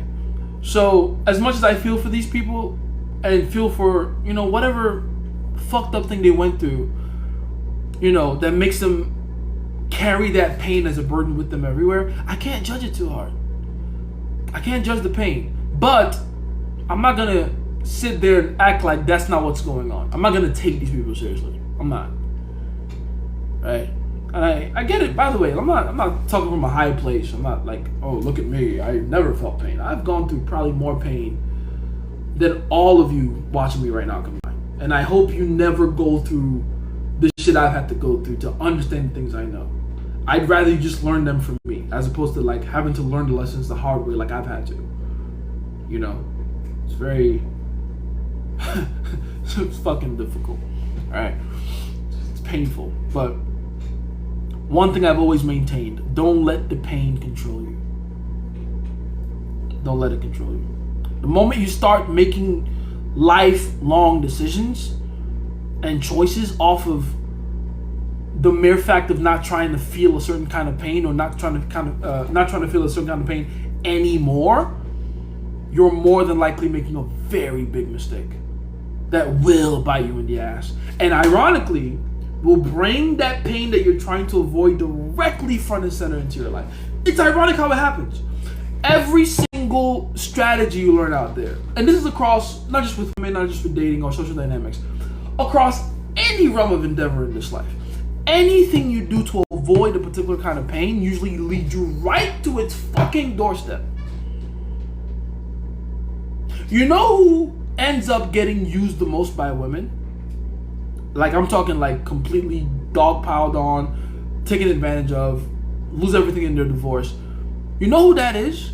It's the motherfucking travel passport bros that leave America because they're avoiding that particular consequence from American women. They end up going to fucking Thailand or the Dominican Republic or Brazil, wherever. And then they bring these women back with them, and guess what? They have that exact same shit happen to them. The guy who's scared of going broke goes broke faster. Lord knows I had to learn that lesson the hard way multiple times. You go broke faster when you're scared of going broke. That's how it works. Whatever you fear, you magnify, you glorify, and you make more powerful. Right? So, please, don't ever allow pain to be your deciding factor. Don't ever allow pain to be what controls you. You'll fuck up every time. Alright? Let's see. Jace, do you feel like you're surrounding yourself by 12? I know what you have told us in the calls. I have my 12, obviously. You should have your 12 too, by the way. Every disciple had their own disciples. A lot of people don't know that. So, yeah. And I am too a part of someone else's 12. So, you know. It's just different planets aligning with each other as it goes, right? Thus, you are more likely to get it. I did learn something from your interview, Deluxe, that you don't have to hit the checklist for game. Yes, it's a system, but don't fall in love with it. In fact, you get better at game when you don't need the system anymore. The system and the interview, like I've made it, is for people that need an introduction, for people that need to understand how game works. But once you understand it, now it's time to freestyle. That's where the advanced levels come in. All right, for those of you that don't have the interview yet, now's your chance, go get it. I have literally made it the price of my Chipotle order, right? Less than $20. So go get it. It's a bunch of very amazing value in there. Try not to go too crazy with it. You know, I've seen a lot of guys take the interview and run with it and just do crazy shit. Please, I'm begging you, don't do that. Or at least try to stop yourself from doing that, okay? It doesn't have to be this experiment gone wrong. Right? The guy took the interview. I think 3 months later, he hits me back up like, yo, I've been experimenting with the interview. I'm fucking my boss's wife. Whoa. I didn't teach you to do all that. That is dangerous on every level. Physically, financially, socially. What are you doing? Chill. Relax. Damn. You know. So yeah, go crazy, but not too crazy, please. I don't smell like shit anymore. How do I fix my social skills? Because I distance myself from people a lot. Do have the bacterial stomach infection. Gotcha. So you've gone out of your way to clear that, the gut thing. Good for you. Good for you. I don't even remember the first conversation, but whatever that is, I'm happy you had that happen for you, man. Now it's just like social skills. The fixing, what you feel like you need to fix in your social skills isn't really a fixing, it's more of an adjustment. You had to deal with the world that treated you a certain way up front because of the way they perceived you, quite literally. Now you're gonna have to make the adjustment to realize people aren't gonna give you that harsh reaction up front anymore. And that should in itself massively increase your confidence, you know? All you need from there is just like some planning, strategy, technique. That's what I made the interview for, go get that. But that Cynthia girl, we smashed and hung out again, but she didn't wanna do anything, even to the point of not wanting to take off her shirt or letting me touch the stomach. And we haven't talked since that was about 2 weeks ago. I'm wondering what happened in your opinion. Do you think all injuries in fighting? Oh, wait, that's a different question.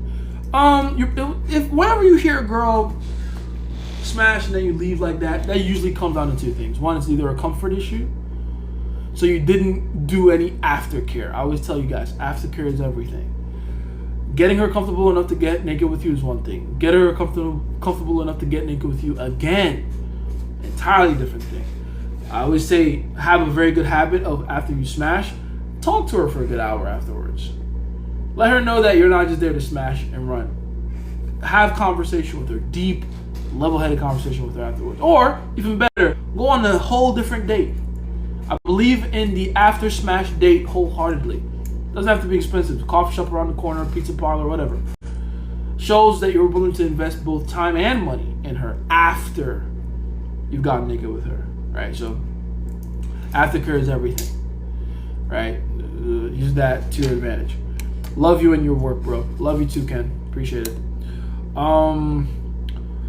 Let's see. Isn't the need for friends showing a lack in God? No. No. Jesus had friends. Come on now. I hate when people say that too, by the way.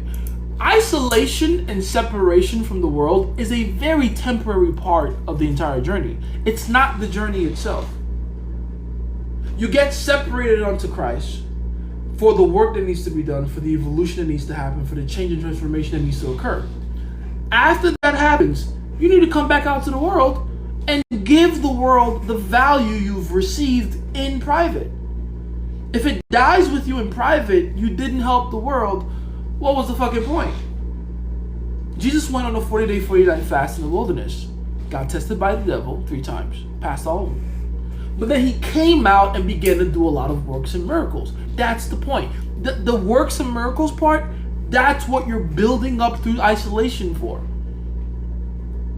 So yes, you need friends. Yes, you need people around you. Guess what? How do you think God is going to bless you? These are spiritual and physical rules that collide, by the way. God cannot reach you, touch you, bless you, whatever you need God to do for you, except through people. God, I need more money. How's it going to come? Except people decide to give it to you. Except when God wants to give you anything. Does he give you the thing, or does he give you a means to create it? An idea, a spark, an opportunity, a meeting. Please do not underestimate friends.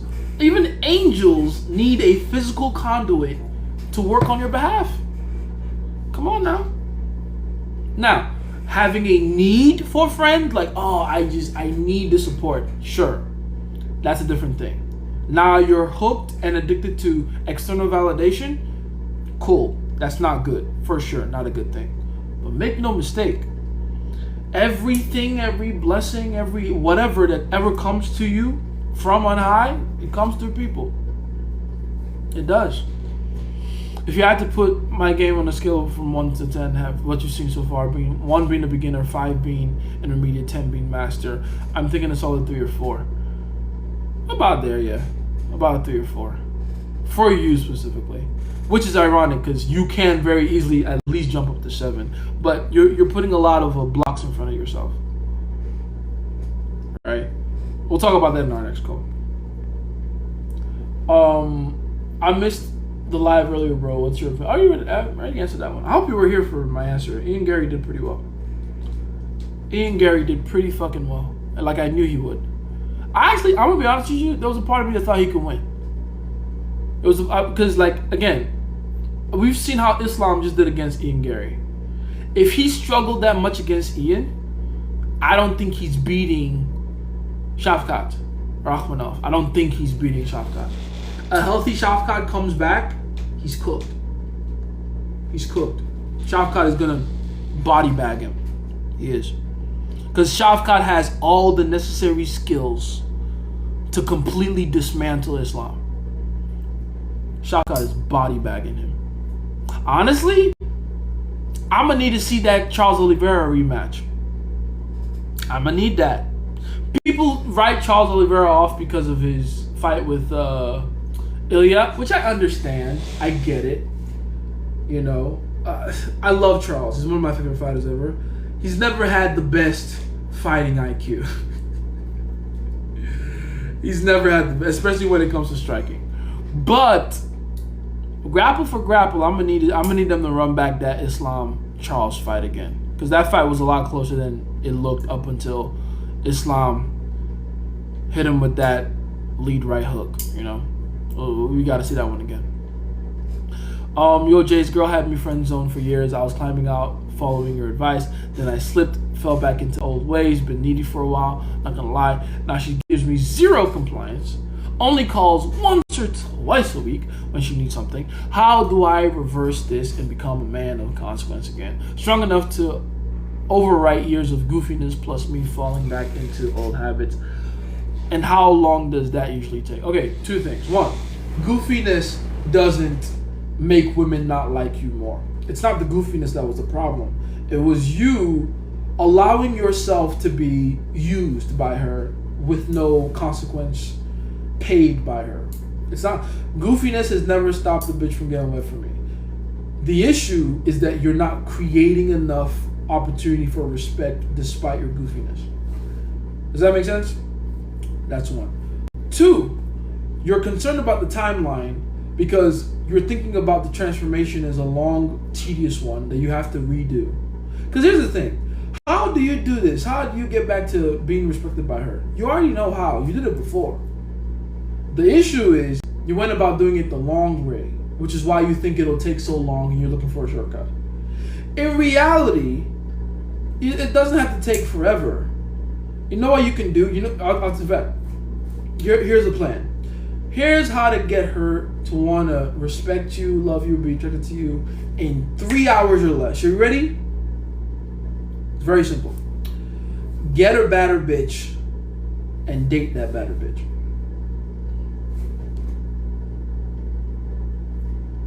That's it. More beautiful woman that's clearly more attracted to you. Boom.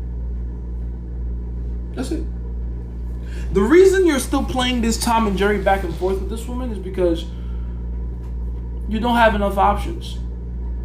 You're still trying to make that one work after years and years and years of being in the friend zone because you haven't actually generated enough options. If you start generating enough options, that girl will naturally go into the background for you. You will never remember her again. I promise you. You just gotta get more girls. How do you get more girls? Go out there, approach, make a fucking dating app thingy, whatever. Like, the resources are out there. That's what I made the interview for. Go get it right now. It's 94% off. Less than $20. I don't know how many people have gone through it yet, but I think I set it for like the first 100 people to get it also get digital pre-selection, which is the online dating version of the interview system. So you literally get a double whammy for less than $20. Go get it. If you don't have it yet, hurry up. You know, it's crazy. It's really that simple. Just get more girls. The abundance creates more options, and the more options you have, the easier your life is in dating. A lot of the decisions you make, good or bad, are literally tied to how many options you believe you can generate. When you believe you can't generate a lot of options, you begin to stifle yourself naturally. You feel me? This live getting uploaded. All right, we'll put it down to a vote. If we can get up to 10,000 likes, I'll upload this live. I will upload it on my YouTubes. Let's see. What do the earthquakes mean? There's been quite a few of those in there. I actually had a dream. I don't know if I should say that on live.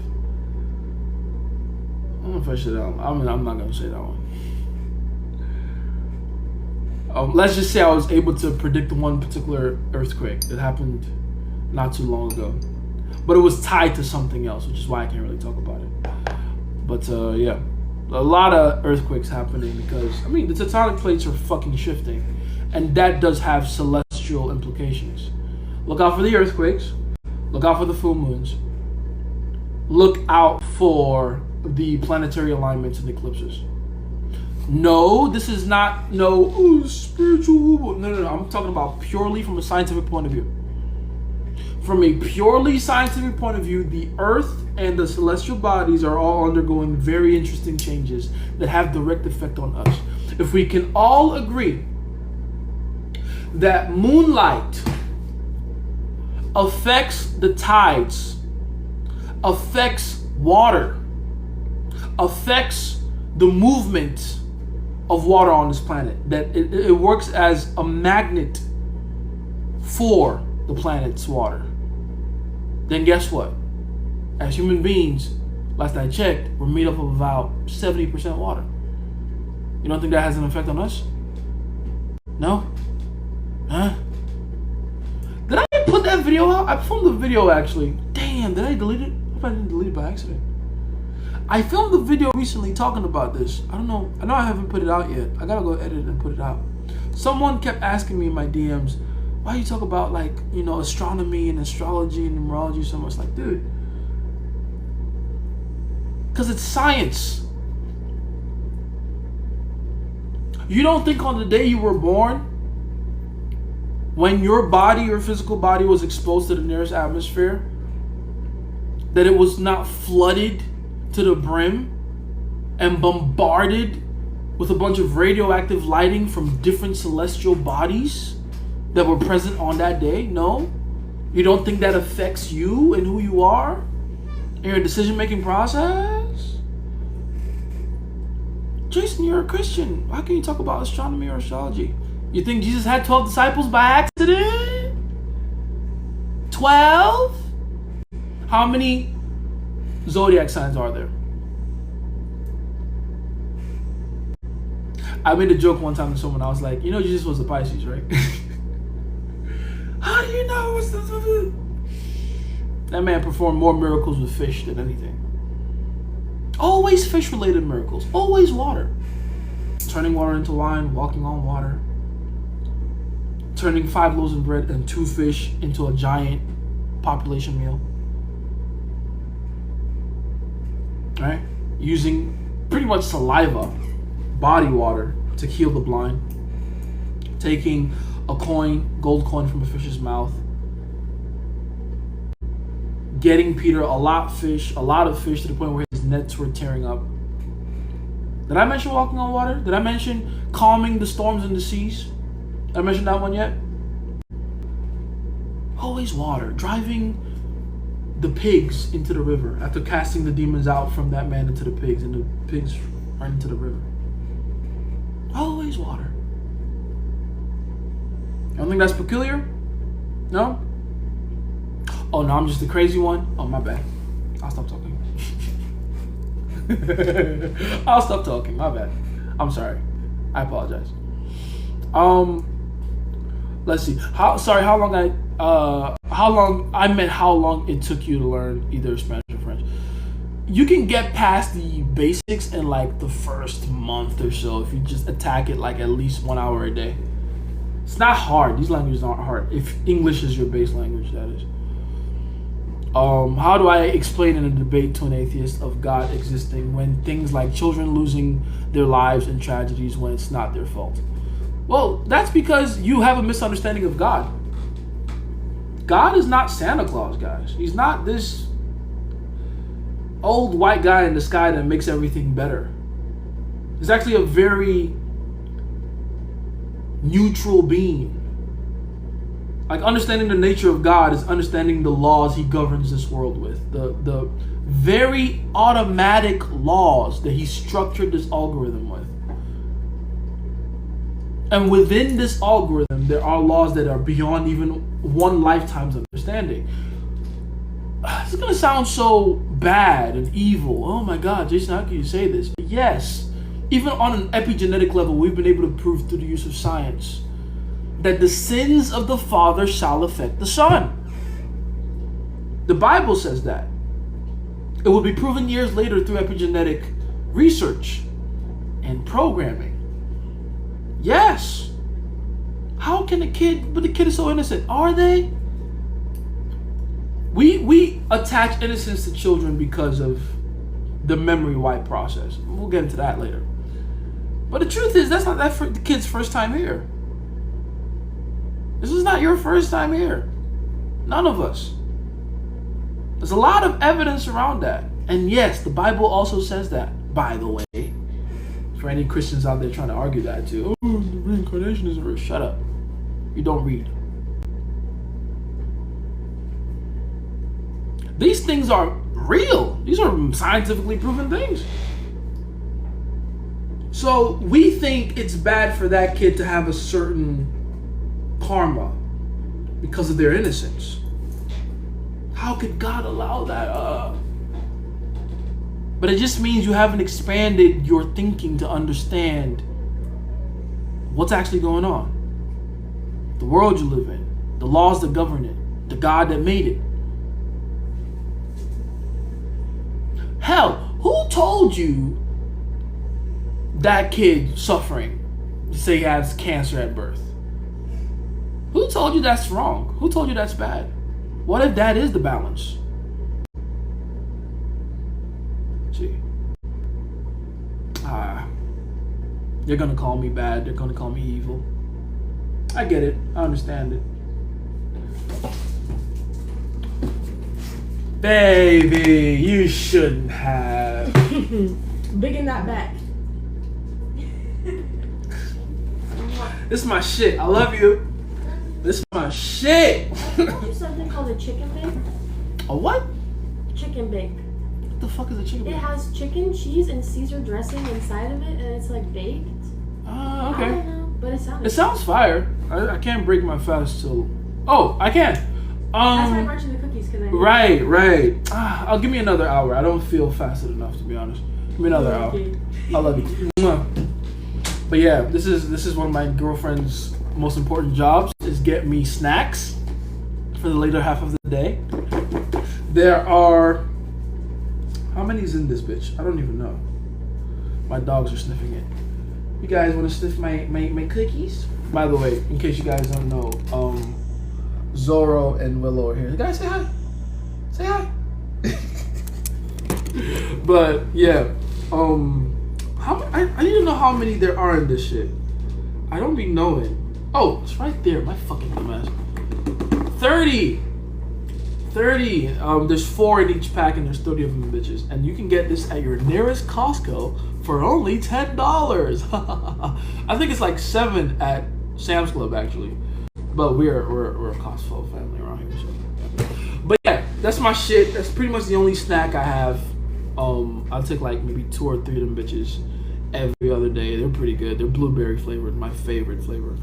And they're very good and high in fiber. So yeah, I wouldn't recommend eating these things if you don't have an active lifestyle though.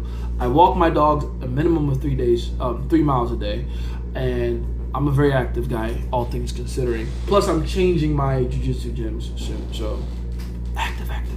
If you have the activity, you can consume this amount of carbs. If you don't, I would not recommend. Okay, all right. I've done Belvita. Run me my check.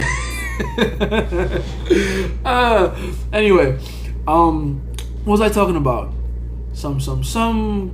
Oh yeah, we just have to expand our understanding of God. We have to understand that the limitations of our own idiotic moralistic understanding of good and evil don't apply to the actual rules of this game. It's much bigger than that. Someone said something that hurt my feelings. They're evil, are they? Or do you just have a sensitive disposition? Oh my God, that kid is dying. That's a bad thing, is it? Or you think about the fact that there's a soul trapped in that body that needs to escape. And that's just one of many different situations that are justifiable. I'm not saying I'm trying to justify it. I'm just saying, like, the world is more complex than people have the patience to understand. And because they don't have the patience to understand it, like, again, it's the curse of Adam and Eve. We ate that fruit way too soon. Way too fucking soon. Right? If Adam and Eve were trained in levels of understanding and had their capacity stretched correctly before eating that fruit, like it was always the plan to anyway, then we wouldn't have such black and white simplistic thinking around how things work. And we wouldn't be suffering. We wouldn't be so unhappy in how we think things to be. You know? I had a student of mine, he lost a family member recently. And that's a sad thing to go through when you lose a family member. It is. But at the same time, you have to remember this person didn't die. They don't have a physical vehicle to operate in this world anymore, sure. And you will miss them dearly while they cannot operate in this world anymore, absolutely. But they're not dead. You'll see them again. You'll see them again. Energy doesn't die. It's neither created, man-made, created by, or destroyed. Only created by God. So, to mourn over someone like they're gone forever is such a waste of time. When we have all of this evidence and science to let us know that energy just transfers, their body is rendered inhabitable anymore. That's fine. But they're not gone forever. Chill out. Mourn, cry, but let it not get past that 24-hour period. Then go on to do and live the life that they would be proud of you to live. Alright? It sounds harsh, doesn't it? Like, one of Jesus' disciples died and he told him, like, the disciple was like, hey, Jesus, I can't keep going with this, on this journey with you. My mom just died. I gotta go back home and bury her. And Jesus looks at him and goes, let the dead bury the dead. Come with me. Same guy that said, spread love thy neighbor as thyself. All these things. He's like, yeah, let the dead bury the dead. Come with me. That sounds harsh. It does. I get it. But it's not harsh. It's just it's a higher understanding of what's going on. Lazarus died and he cried. And then he said, bro's just sleeping. I gotta wake him up. And then he woke bro up. It's a higher understanding. And once you understand things from that perspective, these arguments, they mean nothing. Alright? So don't let anyone try to use this, the children. What about the children? What about them? Their souls just like you. They're here to learn stuff just like you. And sometimes your lessons look harsher than ours, but they're lessons nonetheless. It is what it is. The best thing I saw to those Christian haters, or said, is that what you mean? Is to tell them they're forgiven. They love that. Might even cry of joy. Yes. I always say, the goodness of God brings men to repentance. Not his wrath, not the fear of God. Right? I'm talking to Christians now. If you think what makes people repent is telling them how they'll go to hell if they don't, you're wrong. And you're stupid. It's foolishness. The Bible doesn't say the fear of God leads men to repentance. The Bible doesn't say the wrath of God leads men to repentance. Or following all the rules perfectly leads men to repentance. It says the goodness of God. And as a Christian, your job is to be the conduit of God's goodness. With that being said, Jay, so just so we don't suffer as much, drop the dark game. God. That's funny. Guilty for talking to other girls while in a relationship. It's only bad if you don't make that the rule, if you don't make that known. If you promise a girl monogamy and then you talk to another girl, that's terrible. If you make it known that those aren't the rules of your relationship, it's not a bad thing. Solomon had 1,000 bitches? They all knew each other. It's fine. But it was fine because he made that the rule from the jump. Okay? His father before him had 40, I think. David. Shout out to David.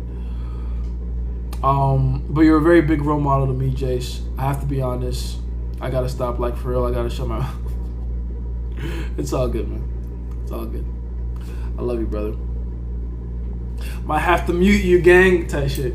But we have a lot to discuss. We're gonna go on I was actually gonna go on a school call right after this, but hold on.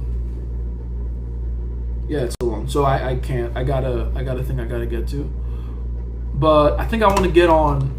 I want to do these more often, the lives, and then right after transferring to school calls more often, because I gotta be on that, especially for what needs to happen next for the rest of the year. September to December is gonna be crazy. So, yeah, I gotta be more in you guys' face, okay? School, bro, I got, that's all good. There'll be multiple lessons. I'm uploading every single one of them in there, so. Honestly, that's probably, before I upload it on YouTube, this one, I'm probably gonna put this on school first.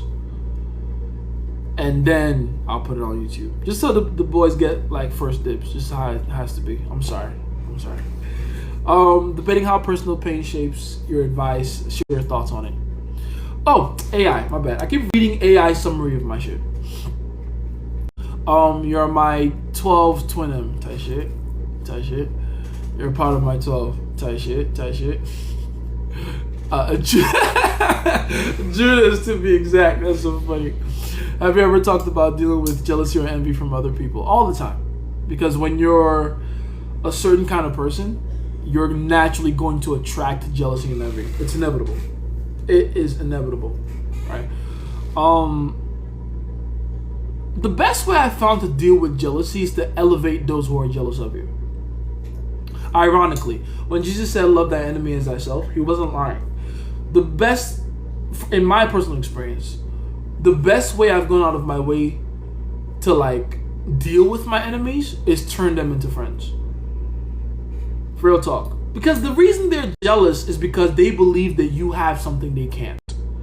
If you show them how they can get it too, whatever animosity and hatred they have towards you melts away. Instantly. You know what I mean? So, yeah. Do you think all injuries in fighting is for your neurosomatic purpose, or can some be accidents? Some can definitely be accidents, but all of them are ultimately designed for your testing. Even the ones that are accidents can be used to elevate you psychoactively, if that makes sense. Yeah, the reaction from the smell definitely gave me a lot of trauma. I find it hard to connect with people. I speak like a bitch, and I'm very soft-spoken, and it feels like hell to speak up. Because you were told your entire life through the behavior of others that you are not allowed to speak. So you need to start giving yourself the permission to speak and realize that you won't die if you do. All right, put yourself out there, my friend. Friends similar to girls are intangibles, litmus for your internal status and journey. They expose things to you that you can improve. Yes, very true, very true. What's something you truly fear, Jace? Some eyes wide shut type shit. The thing, I'm at the point in my life now where the things I fear are mostly abstract, if that makes sense. I don't really fear death. I don't fear pain. I've had enough of it. I can deal. I grew up in Nigeria, for crying out loud. I don't fear most things people have, like, are dreadful of, which I'm not gonna lie is a disadvantage in some cases. Like, for instance, I don't fear poverty. I've been poor. Abjectively poor. I know what suffering really tastes like. In both America and back in Nigeria home. I've been poor across multiple continents, right? It sucks every single time. I understand the science of poor. I understand how it affects your thinking, your decision making, your inability to see past a few days ahead of you, right? I understand social and economic and environmental pressure on levels most men can't.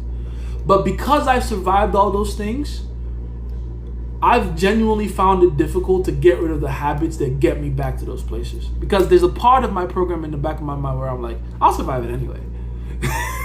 So I'm more prone to take ridiculous risks that get me right back there because of it. And that's something I caught and I've been working on now for a little bit. Much better than I was when I first found out about it. My habits are much better. My discipline around certain things is far much better. But yeah, I mean, that's an inconvenience for sure. With that said, what do I genuinely fear? I fear not hearing the voice anymore. I genuinely fear that. I fear being out of the loop. I fear not having direct access to that infinite well of intelligence anymore.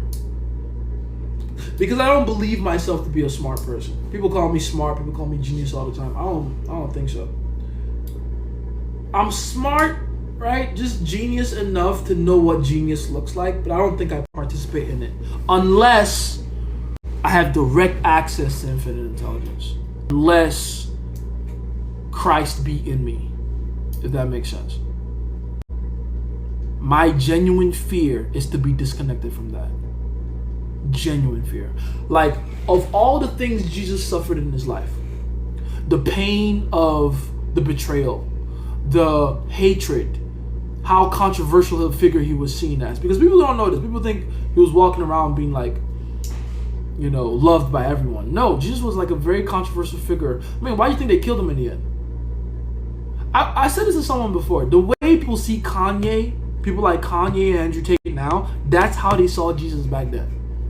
He was the loudmouth guy that wouldn't stop saying things that people deemed at the time was socially incorrect. He was calling himself the Son of God, for crying out loud.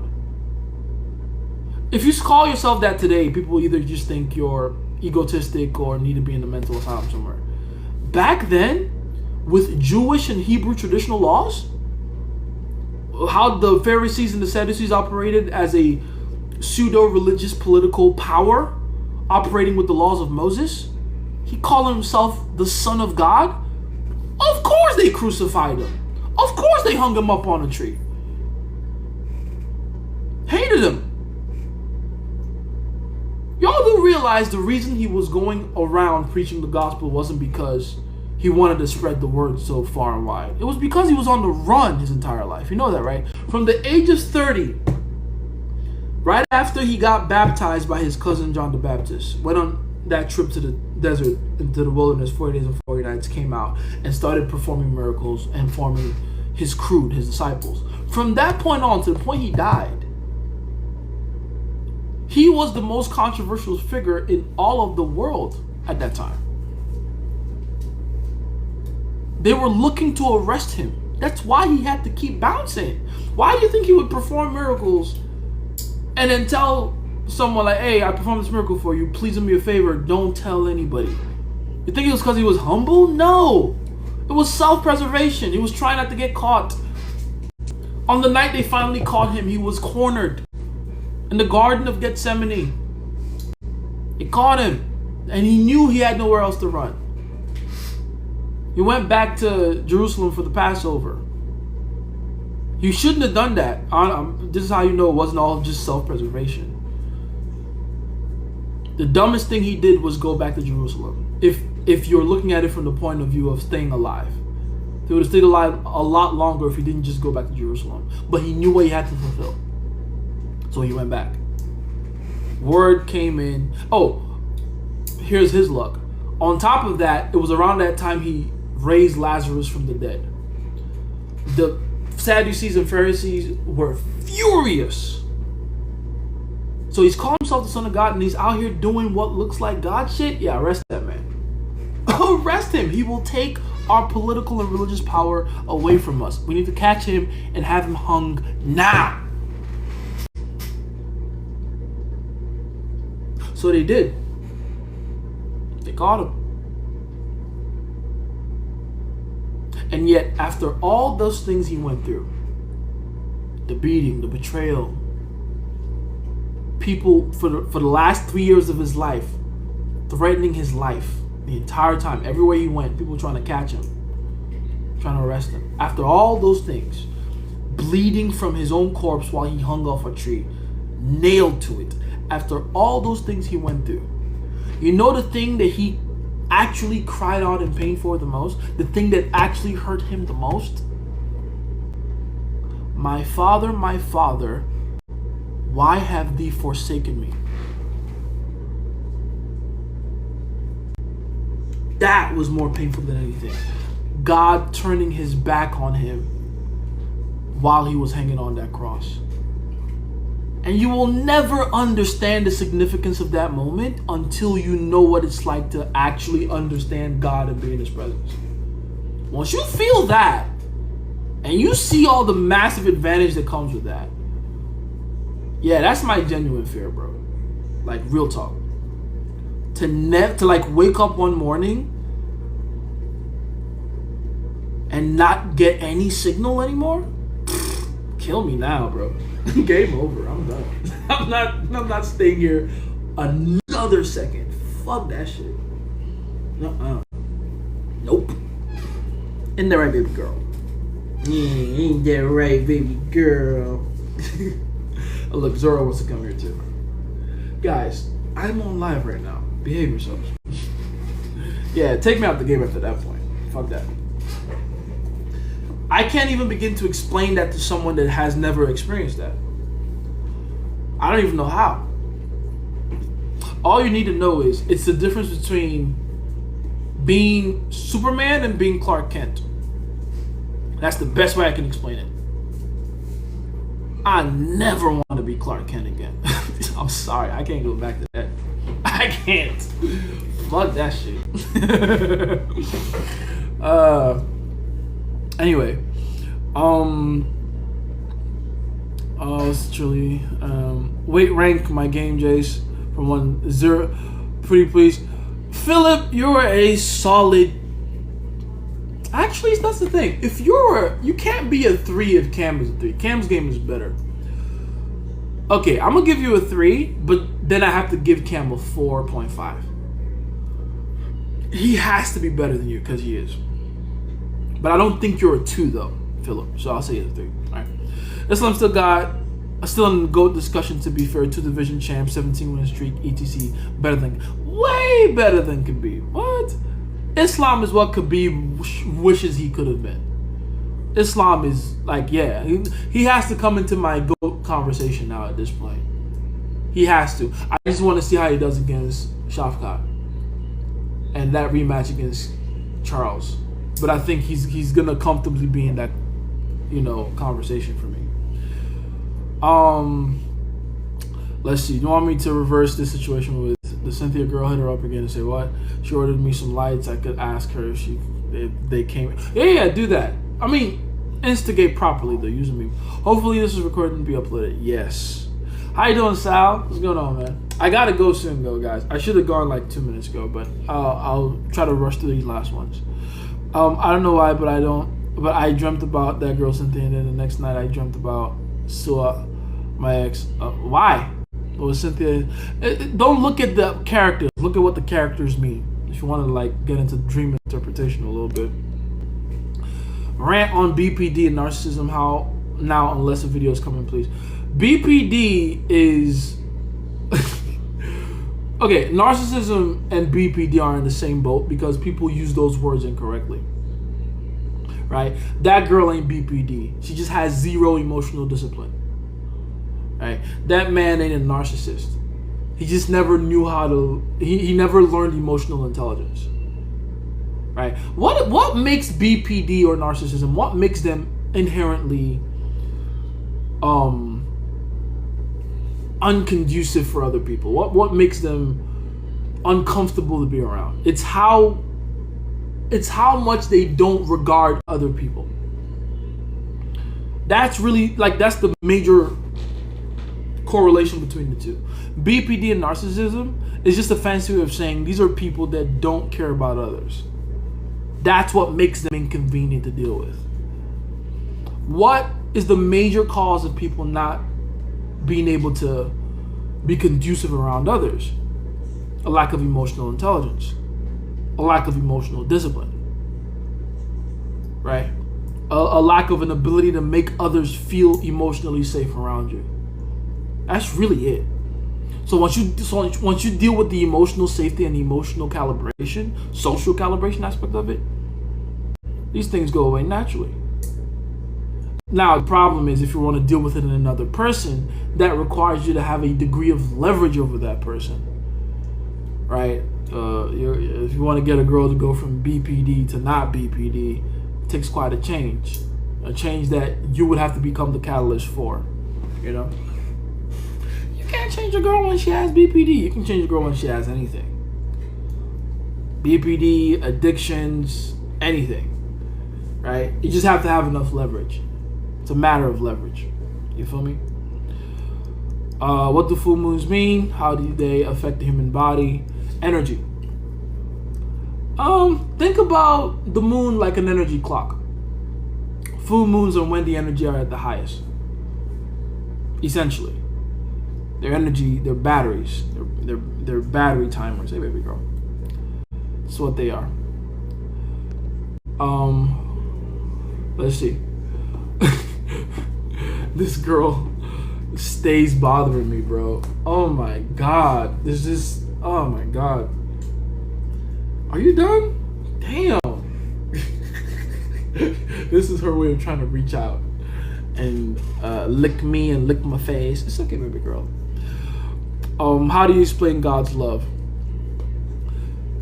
All encompassing, unconditional, a lot more than we deserve, honestly. But it must be received. It's not something that can be forced. And that's kind of the point. Like the ultimate gag, if you will, to God's love is that it can't be forced upon you. That's like the major characteristic of it. And that's why everything is the way it is. It must be observed. It must be understood. It must be willingly received. Otherwise, no. You know. For most people, God is a simply neutral and unfeeling being. Yes, because the love has not been received. That's the point. You know, God is outside of time too. Exactly. The Bible says it too. A book. What were we talking about there? Let me know. I'll give you a reference. He sees the whole picture. We see the pixel. Exactly. Now imagine losing the ability to see that. I must have done really well on my first time around on this earth. Do you think I'm too egotistical about my current level I have been put at? No, I don't think of you as a ego first being, Cam. Don't even worry about that. What parts of the Bible can I read to understand reincarnation and karmic retribution? Karmic retribution is it's a little off topic, But the idea of coming back, you want to study the entire lineage of David all the way to Jesus Christ, because he is their direct descendant. A few thousand years apart, of course, but yeah. It's the same character over and over again throughout the Bible. Same behavioral cues, same decision-making patterns, just more evolved, more experienced, more wise. You know? That's why by 12 years old, bro was arguing with Pharisees. Because he already knew. You know? What else should I read to understand the complexity of the world, to understand? Oh man, we can read a lot of stuff, but I'm gonna be honest with you, it really comes down to like practice. The complexities of the world will be understood in concept by actual solid physical study and practice. But if you want to read stuff, yeah, there's a lot of stuff to read. A lot of, read anything by Carl Jung. Read anything by Friedrich Nietzsche. Read the Bible, first and foremost, honestly. Like, the Bible is a great place to start. It's how to understand the world for dummies. The reason people don't understand that that's what the Bible is for is because they read it either like a storybook or like a novel or something. Right? The Bible should be understood on so many different levels. It's kind of ridiculous. It's like a packed encryption code, right? Like it requires deciphering. It does. That's why I tell people, if you're gonna read the Bible, don't even touch the book until you fasted for like 7 days. You gotta clear the clutter to see clearly, man. You got to. You got to. What experiences or pain do I need to go through in order to change? I feel as if I cannot change my unserving behavior, and when I try, my internal world still shakes no matter the reps I do. Yeah, the shaking of the internal world is the proof that the change is happening. The problem is you see the shaking, and then you interpret that as something is going wrong. But the shaking is what is required for the foundations of the building to change. That's what the earthquake is for. That's what the earthquakes are for. Bars. It's all about change. The most permanent thing in this world is change. The only permanent thing that can ever be promised to you in this world is change. The entire point of this entire algorithm is transformation. Right? So, the pain itself is not a rodder for what you should do next. The pain is the proof that the change is happening. Why do you think growth in itself is a painful process? You want to grow muscle? Painful. Hell, you want to be tall? You want to grow in height? Every growth spurt you'll ever have is painful. You want to become deeply close and intimate to another human being in a way that most people will never experience? It requires going through pain. Right? The idea isn't to let the pain control you. Right? If anything, the pain is proof that something good is happening. You just have to look past it. Alright? It was painful for Jesus to hang up on that cross. But you look past it. That's why he said, forgive them, for they know not what they do. It's hard to do, right? To look past the pain while it's happening. It's very difficult. I'm not going to sit here and act like it's the easiest thing in the world. It's not. But that's where the glory is. If you can do that, you win every time. Every single time. You will never lose. Never. Because even when it feels like a loss, you can see past the temporary loss happening. You know? Why did he cry for Lazarus, though? I never understood that. The same reason he got angry with the disciples when they woke him up in the middle of a storm while he slept in the boat. The same reason he complained when his mom asked him to do something about the wedding they were at when they ran out of wine. Jesus, and people don't like to think about this, but this is one of the things I love about his character. He was very impatient with humans in general. Not in like a I hate humans type of way. More like in a, these people again, with their human needs, Multiple times in the Bible he did that. Multiple times. The very first miracle he's recorded to have performed was they were at a party. Him and his mom were at a wedding. They were guests of honor. And the showrunners came to his mother, Mary, and said, hey, listen, we've just run out of wine. It's a disaster back there. We don't know what to do. We just run out of wine. And Mary, like most moms do, if you have a mom, you know how this works. Mary volunteered her son to help. Oh, you run out of wine? Oh, yeah. Let my babushka, Jesus, do something about it. Jesus, come help these nice people. They need wine. And Jesus went, oh, Mom. As we all do when our mom volunteers our labor for something we don't want to do, right? Mom, my time isn't here yet. I'm not ready. It's not time for the Son of Man to show himself. And then Mary, the Bible records, beckoned on Jesus to do something. Which, as a black man, I would like to imagine that it probably sounded like her being like, Jesus, get your ass in there, brother. Because you know what happened with attitude. These weren't, these were Middle Eastern people. Jesus, if you probably picked up a sandal. If you don't get your ass in that kitchen. All right, fine, Mom. Damn. Oh. As we all like to reluctantly listen to our mothers. And he went to the back and he saw all the drums. And he said, line them up in front of me. And he put his hands in front of him. And he prayed. And then he said, okay, cool.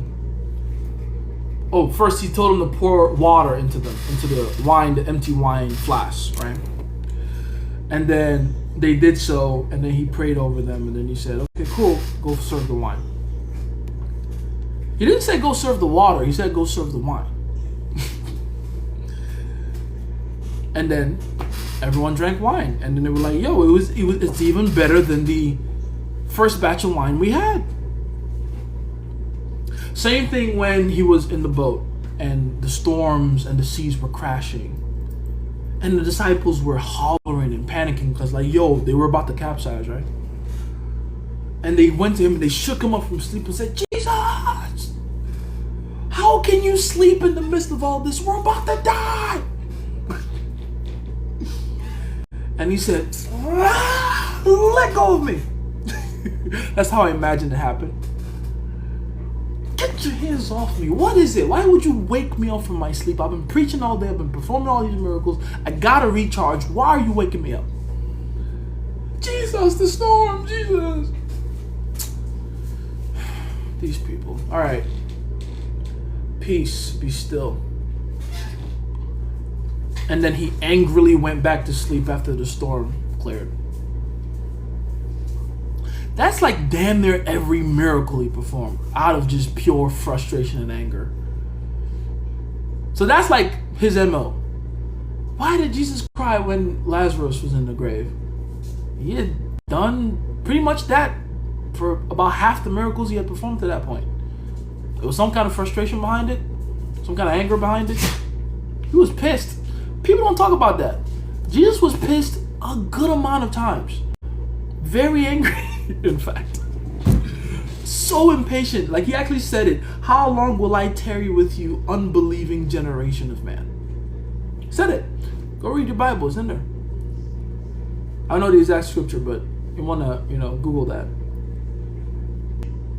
So him crying about Lazarus, it was just frustration and anger coming out. Like, this guy, why is he sleeping now?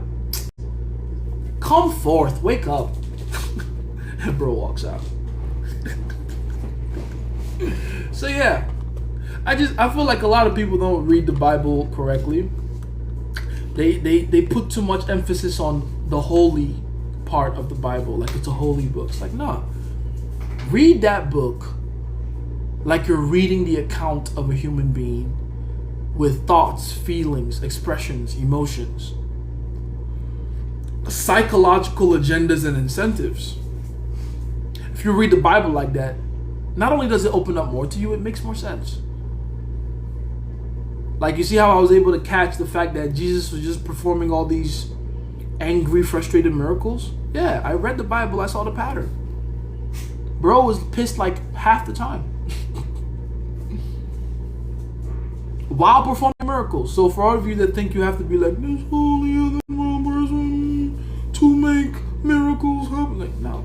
Even Jesus Christ was like really pissed off performing miracles. Pissed off. The very first one he's recorded to perform, turning water to wine, he was angrily, reluctantly doing it because his mom asked. So yeah, that's why he cried. Because Jesus was a person that led with passion. He knew how to feel emotion deeply, and he used it for his work. Right? God is within you too, my brother. God is within you. She tried to pull back intimacy when have serious talks were not aligned. I might not be reading that correctly. But if she's using intimacy as a tool of leverage to control your behavior, be careful with that. Be very careful with that. You know? How would you go about structuring proof of God? How did you decide, and which pieces of evidence? All of it. It just seemed like everything I ever studied just kept leading back to this entity. If you have to structure proof of God, you're talking to someone that doesn't use logical reasoning anyway. It's kind of obvious there's a God, even if you don't believe in the particular nature and character of said God. To act like this world happened by accident is ridiculous. It's very clearly by very intricate design. Obviously. So that's the only like proof you need. We live in the world that we can precisely calculate to the most minute decimal point how it's going to move, what's going to happen, when it's going to happen, how long it'll last. We're living in a literal giant clock, guys. And this planet is like one of the hands on this clock. Right? And we can set anything to this clock. Precisely. As complex as it is, as many moving parts as there are.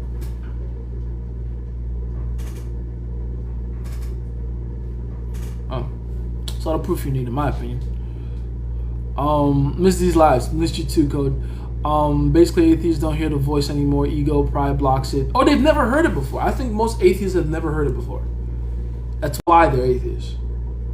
In fact, a lot of them become atheists because they're frustrated that they see other people hearing the voice and they can't. That's a very real thing. A lot of people don't deny God because they don't actually think God is real. It's like their own pathetic way of trying to provoke God into saying something. Because they, again, limited human understanding. They think God has an ego like us.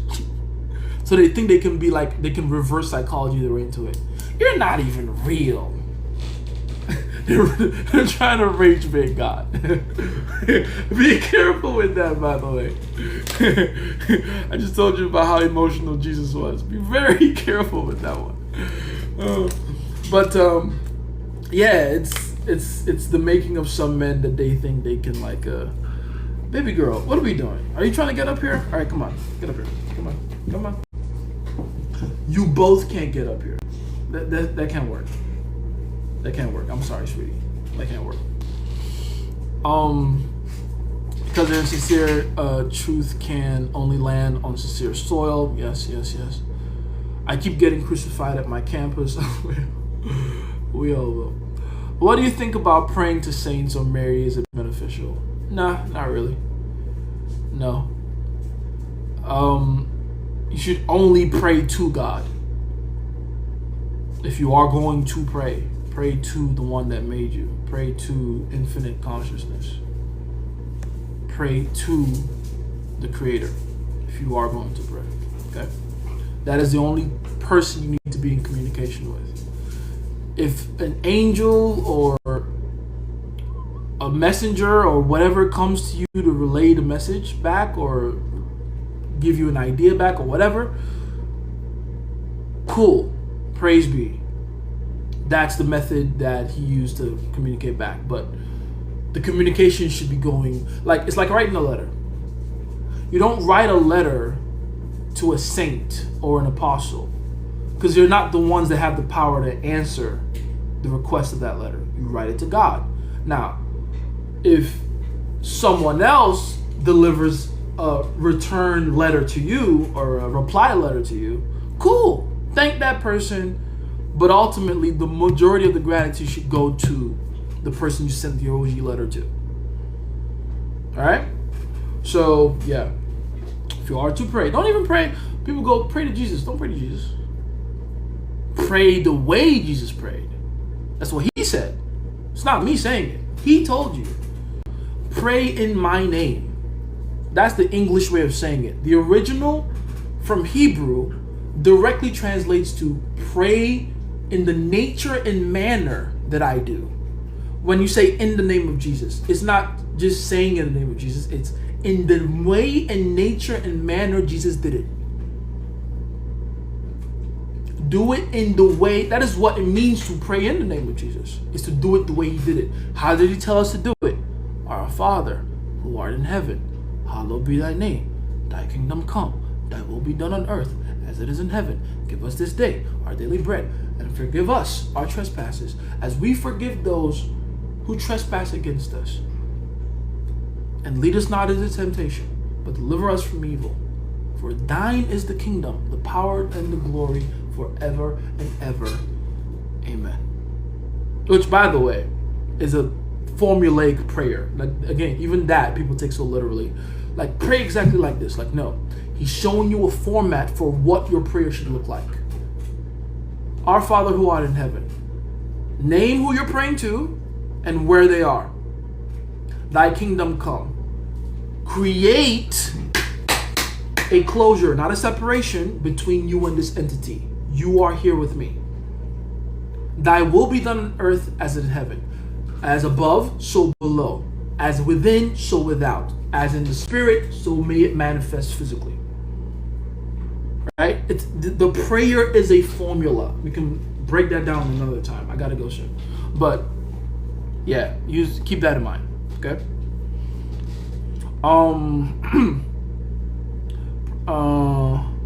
Hallucination or a dream, etc., because they're insincere. Sincere people need one truth to accept, and sincere give them 1,000 and still won't. Yeah, pretty much. They have been blinded. They do not see. They have been blinded. I'm sorry, I had to try that in the Bane voice. They do not see salvation because they do not know the Savior. Bars. Damn. Where'd that come from? He reached age 33 in numerology, the highest degree in Chi, the chakra. Yes. Like I said, it all centers around him. There are 33 vertebrae in the spine. Those of you that know what Kundalini is, again, same, different magical system, same principles. It's all done like that for a reason. He knew it was his time. He did. You know, do you have any advice for me to improve my communication skills, more specifically in my vids or storytelling? The basic part of communication is conviction. You must believe in what the fuck you're saying. Because if you don't believe it, people will smell it. You must believe it first. Then it will show naturally. That's the first thing. The second thing is the way you present your ideas. Every idea has a head, a body, and a conclusion. The meat of the idea itself should be at the back, where the conclusion is. The head of the idea is essentially the presentation of it. Whether you're presenting a counter idea, whether you're trying to present the problem of the idea, or answering a question that leads to that idea, whatever it is. And then the body is the exposing the structure, right? Showing the inner workings of the logic that leads to the idea. I'll give an example. Let's say someone asks, or you want to make a video around the idea of eating these. This just came to me, let's run with it. Eating those. Well, you must present that idea with a head, and the head must be why, not why to eat these, but why eating something that is similar but not quite this is a terrible idea. So I would start the idea from don't eat, what would be the antithesis of this? I don't know. Don't eat sugar cookies, right? Don't eat sugar cookies. Here's why you shouldn't eat sugar cookies, would then become the body of it. Sugar does this, sugar does that, bad for your teeth, your gut, your health, your concentration, blah, blah, blah, blah, blah. That's why this is better. Conclusion. And scene. So the point I'm trying to make is ideas have a linear structure. The presentation of an idea is the exposition of said structure. Does that make sense? From beginning to middle to end.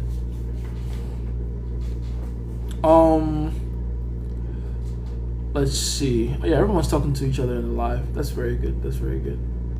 All right, I'm gonna answer one more and then I gotta bounce. There's a hierarchy to truth. It goes history, scientific, analytical, logic, intuition. Interesting hierarchy. Science is inferior to logic because it depends on variables that change. Logic is more absolute. Yes. Facts are inferior to truth, by the way, in that same line of thinking. And all of it rests on intuitive laws and axioms like law of non-contradiction, future will behave like the past type shit. Or, infinite truth, as they call it. You are asking black belt level questions and you need to get your yellow belt first, or maybe I'm answering like a black belt to a white belt, my bad. I get what you mean, same difference though. A lot of people aren't ready for the questions for the answers to the questions they're asking because they're not asking the right questions for where they are right now. That's fair. Let's see. All right, you guys are just pretty much talking to yourself. Blah, blah. Looking forward to it. YouTube. All right, we'll probably just put this on school first and then YouTube. Just I cracked the wife in front of her man. What does that make me? Crack the wife in front of her man is crazy. I don't know what that makes you, but I think that makes him a cuck, right? The only thing you miss on is your Ronaldo takes. Nah, I stand by it. I stand by it. That man is giving us too much value for us to just go by recency bias to fucking discard him. That's not fair. CR7 is the GOAT. I don't know what you're talking about, dog. Exactly. He is. I know someone who came back from the dead from a car crash and is still in denial of higher power. Oof. That means they saw the other side. One or two things. Either they saw the other side, didn't like what they were seeing, and came back to Earth bitter and ran with that story, or they were given the I would call it a blessing, really, maybe in that case. They were giving the blessing to forget what they saw. You feel me? I feel like you're so good at creating curiosity loops, you have a system for it. The curiosity loops themselves are embedded in the line of logic. Like if I'm explaining, again, let's say I'm explaining why these cookies are advantageous. I would have to first explain the counter to it, why the other thing that you might want to choose over this is not as good, which will naturally lead me to explain why that thing is more harmful for you than this, which will naturally lead to the next question, which is, okay, so then what's the alternative, which will naturally lead to this, right? So the curiosity loops usually are just embedded in the logic itself. That's the beauty of it, right? Because how does that turn into a video about Muay Thai? Excellent question. I'll do that with Muay Thai right now. I would start with the obvious pain point. Walking around the world with a lack of confidence and the feeling that anyone can beat your ass. Then I would go deeper into the pain point and why it's not good to have it. Here's the psychological stress you undergo. Here's the fears you have that you don't want to voice out to other people. Here's the weird way in which you think and how it affects your decision making in the world. You can accidentally escalate situations in your life, maybe even with your girlfriend there, because you're so scared of how other men might treat you, and your fear of being in a fight with another man ends up making you get into a fight with one ironically, and that creates a lot of tension in your life in front of your girlfriend. Who wants to lose in a fight in front of their girlfriend? Well, then what's the solution to this problem? Well, I have this thing called Muay Thai, the most effective street fighting defense mechanism that there is on Earth, and has evolved over thousands of years to this point now where we have a streamlined system that creates safety for yourself, both physically and psychologically, and has the added bonus of making your girl think you're a fucking badass. Boom, I just sold Muay Thai. Everybody now wants a membership. Millions of dollars in the bank. Congratulations to us. The actual curiosity loops exist within the line of logic. Because you just gotta ask yourself, okay, once I've explained this part, what will be their natural next question? Go watch my videos. You'll literally see me do that. There are parts of my videos where I'm like, well, you're probably wondering, not that I just explained XYZ, what happens when ABC? I'll literally say that in the video because that's the natural line of logic. It's just the next step. You feel me? So yeah. Explain how being skinny is bad. Being skinny is great for a woman.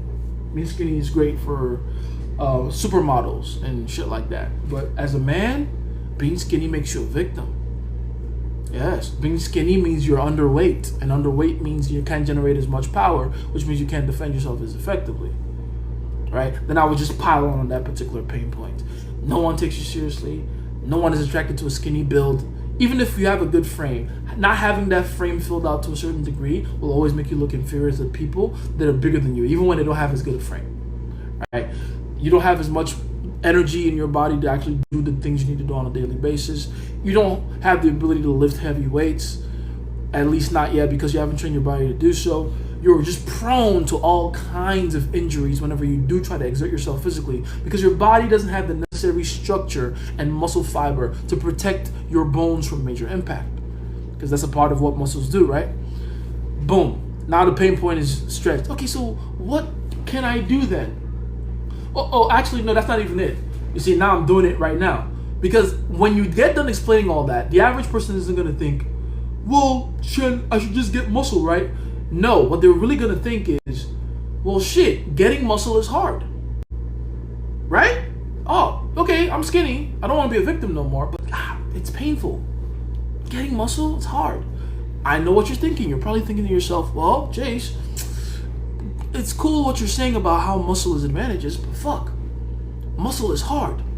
Hours at the gym, eating a lot of food I don't like, being on the time schedule with my consumption, all the money I have to waste on said food. Fuck, how do I gain more muscle? Boom, now you create an opportunity for your solution. Here's how you do it. And this, again, the solution can be many different things. Here's steroids. Here's a workout plan that removes the pain of the discomfort of working out, or removes the amount of time they have to spend at the gym, or reduces it to a small amount of time. Here's the foods that you have to eat that you don't have to spend a lot of money on, that maximize the amount of muscle you can get in a short period of time. Here's the aesthetic changes you can make to your wardrobe, fashion style, to make you look bigger than you actually are. Right? So, yeah, there's many ways you can go about doing this. Many ways you can go about doing this shit. Would you remake certain videos, and also would you restore the old videos you took down? I already did. I already restored all those videos. You just didn't check. They're all there. Go check. Your girlfriend cheated on you. Can you, because you can't fight? Yeah, exactly. Your girlfriend cheated on you because you can't fight. Yeah, most people are clicking on that video. You know what I'm saying? Most people are clicking on that video. Clean your room, nigga? Nah, I don't need to clean it. I need to organize it. I just moved in here, so, you know, forgive me for caring more about giving you guys value and stuff. Which would actually be the case from a game standpoint as well? Yes, very true. Chill on us skinny guys, my bad. You know, it's a great example though. it's a great fucking example. You know. But yeah, okay, shit. Fuck, I'm caught up. I could have my Indian thumbnail makers work on it within the hour. Listen, man, those guys are fucking efficient, but I still think you can just prompt this shit with AI. You know, when I started getting back to posting long form on YouTube again, which I'll probably start with this video, obviously. Shit, I'm literally just gonna go on Gemini. Gemini will create that shit for me. Real talk. That's how I'm gonna do it. Alright, I gotta go. I gotta bounce. I gotta get out of here. I gotta beat it. Beat it. Beat it. Beat it. Isn't that right? Isn't that right? Wanna say bye? Come on. Get up here. She's saying bye, guys. He's chilling down there because he don't give a fuck about y'all. As Zoro has become older, he's not old. He's just like 3 years old. But he's become a lot more nonchalant. I think he gets that from me. You feel me? But yeah, I love you guys. I appreciate you guys. Thanks for hanging out with me. School group is gonna get this first, and then those of you on YouTube, you'll get it later. But if you're seeing this on YouTube, like, subscribe, all that good YouTube shit. You know, I appreciate you. Thank you. It's me, Jason Favorite Scientist. With all this information, what must be done?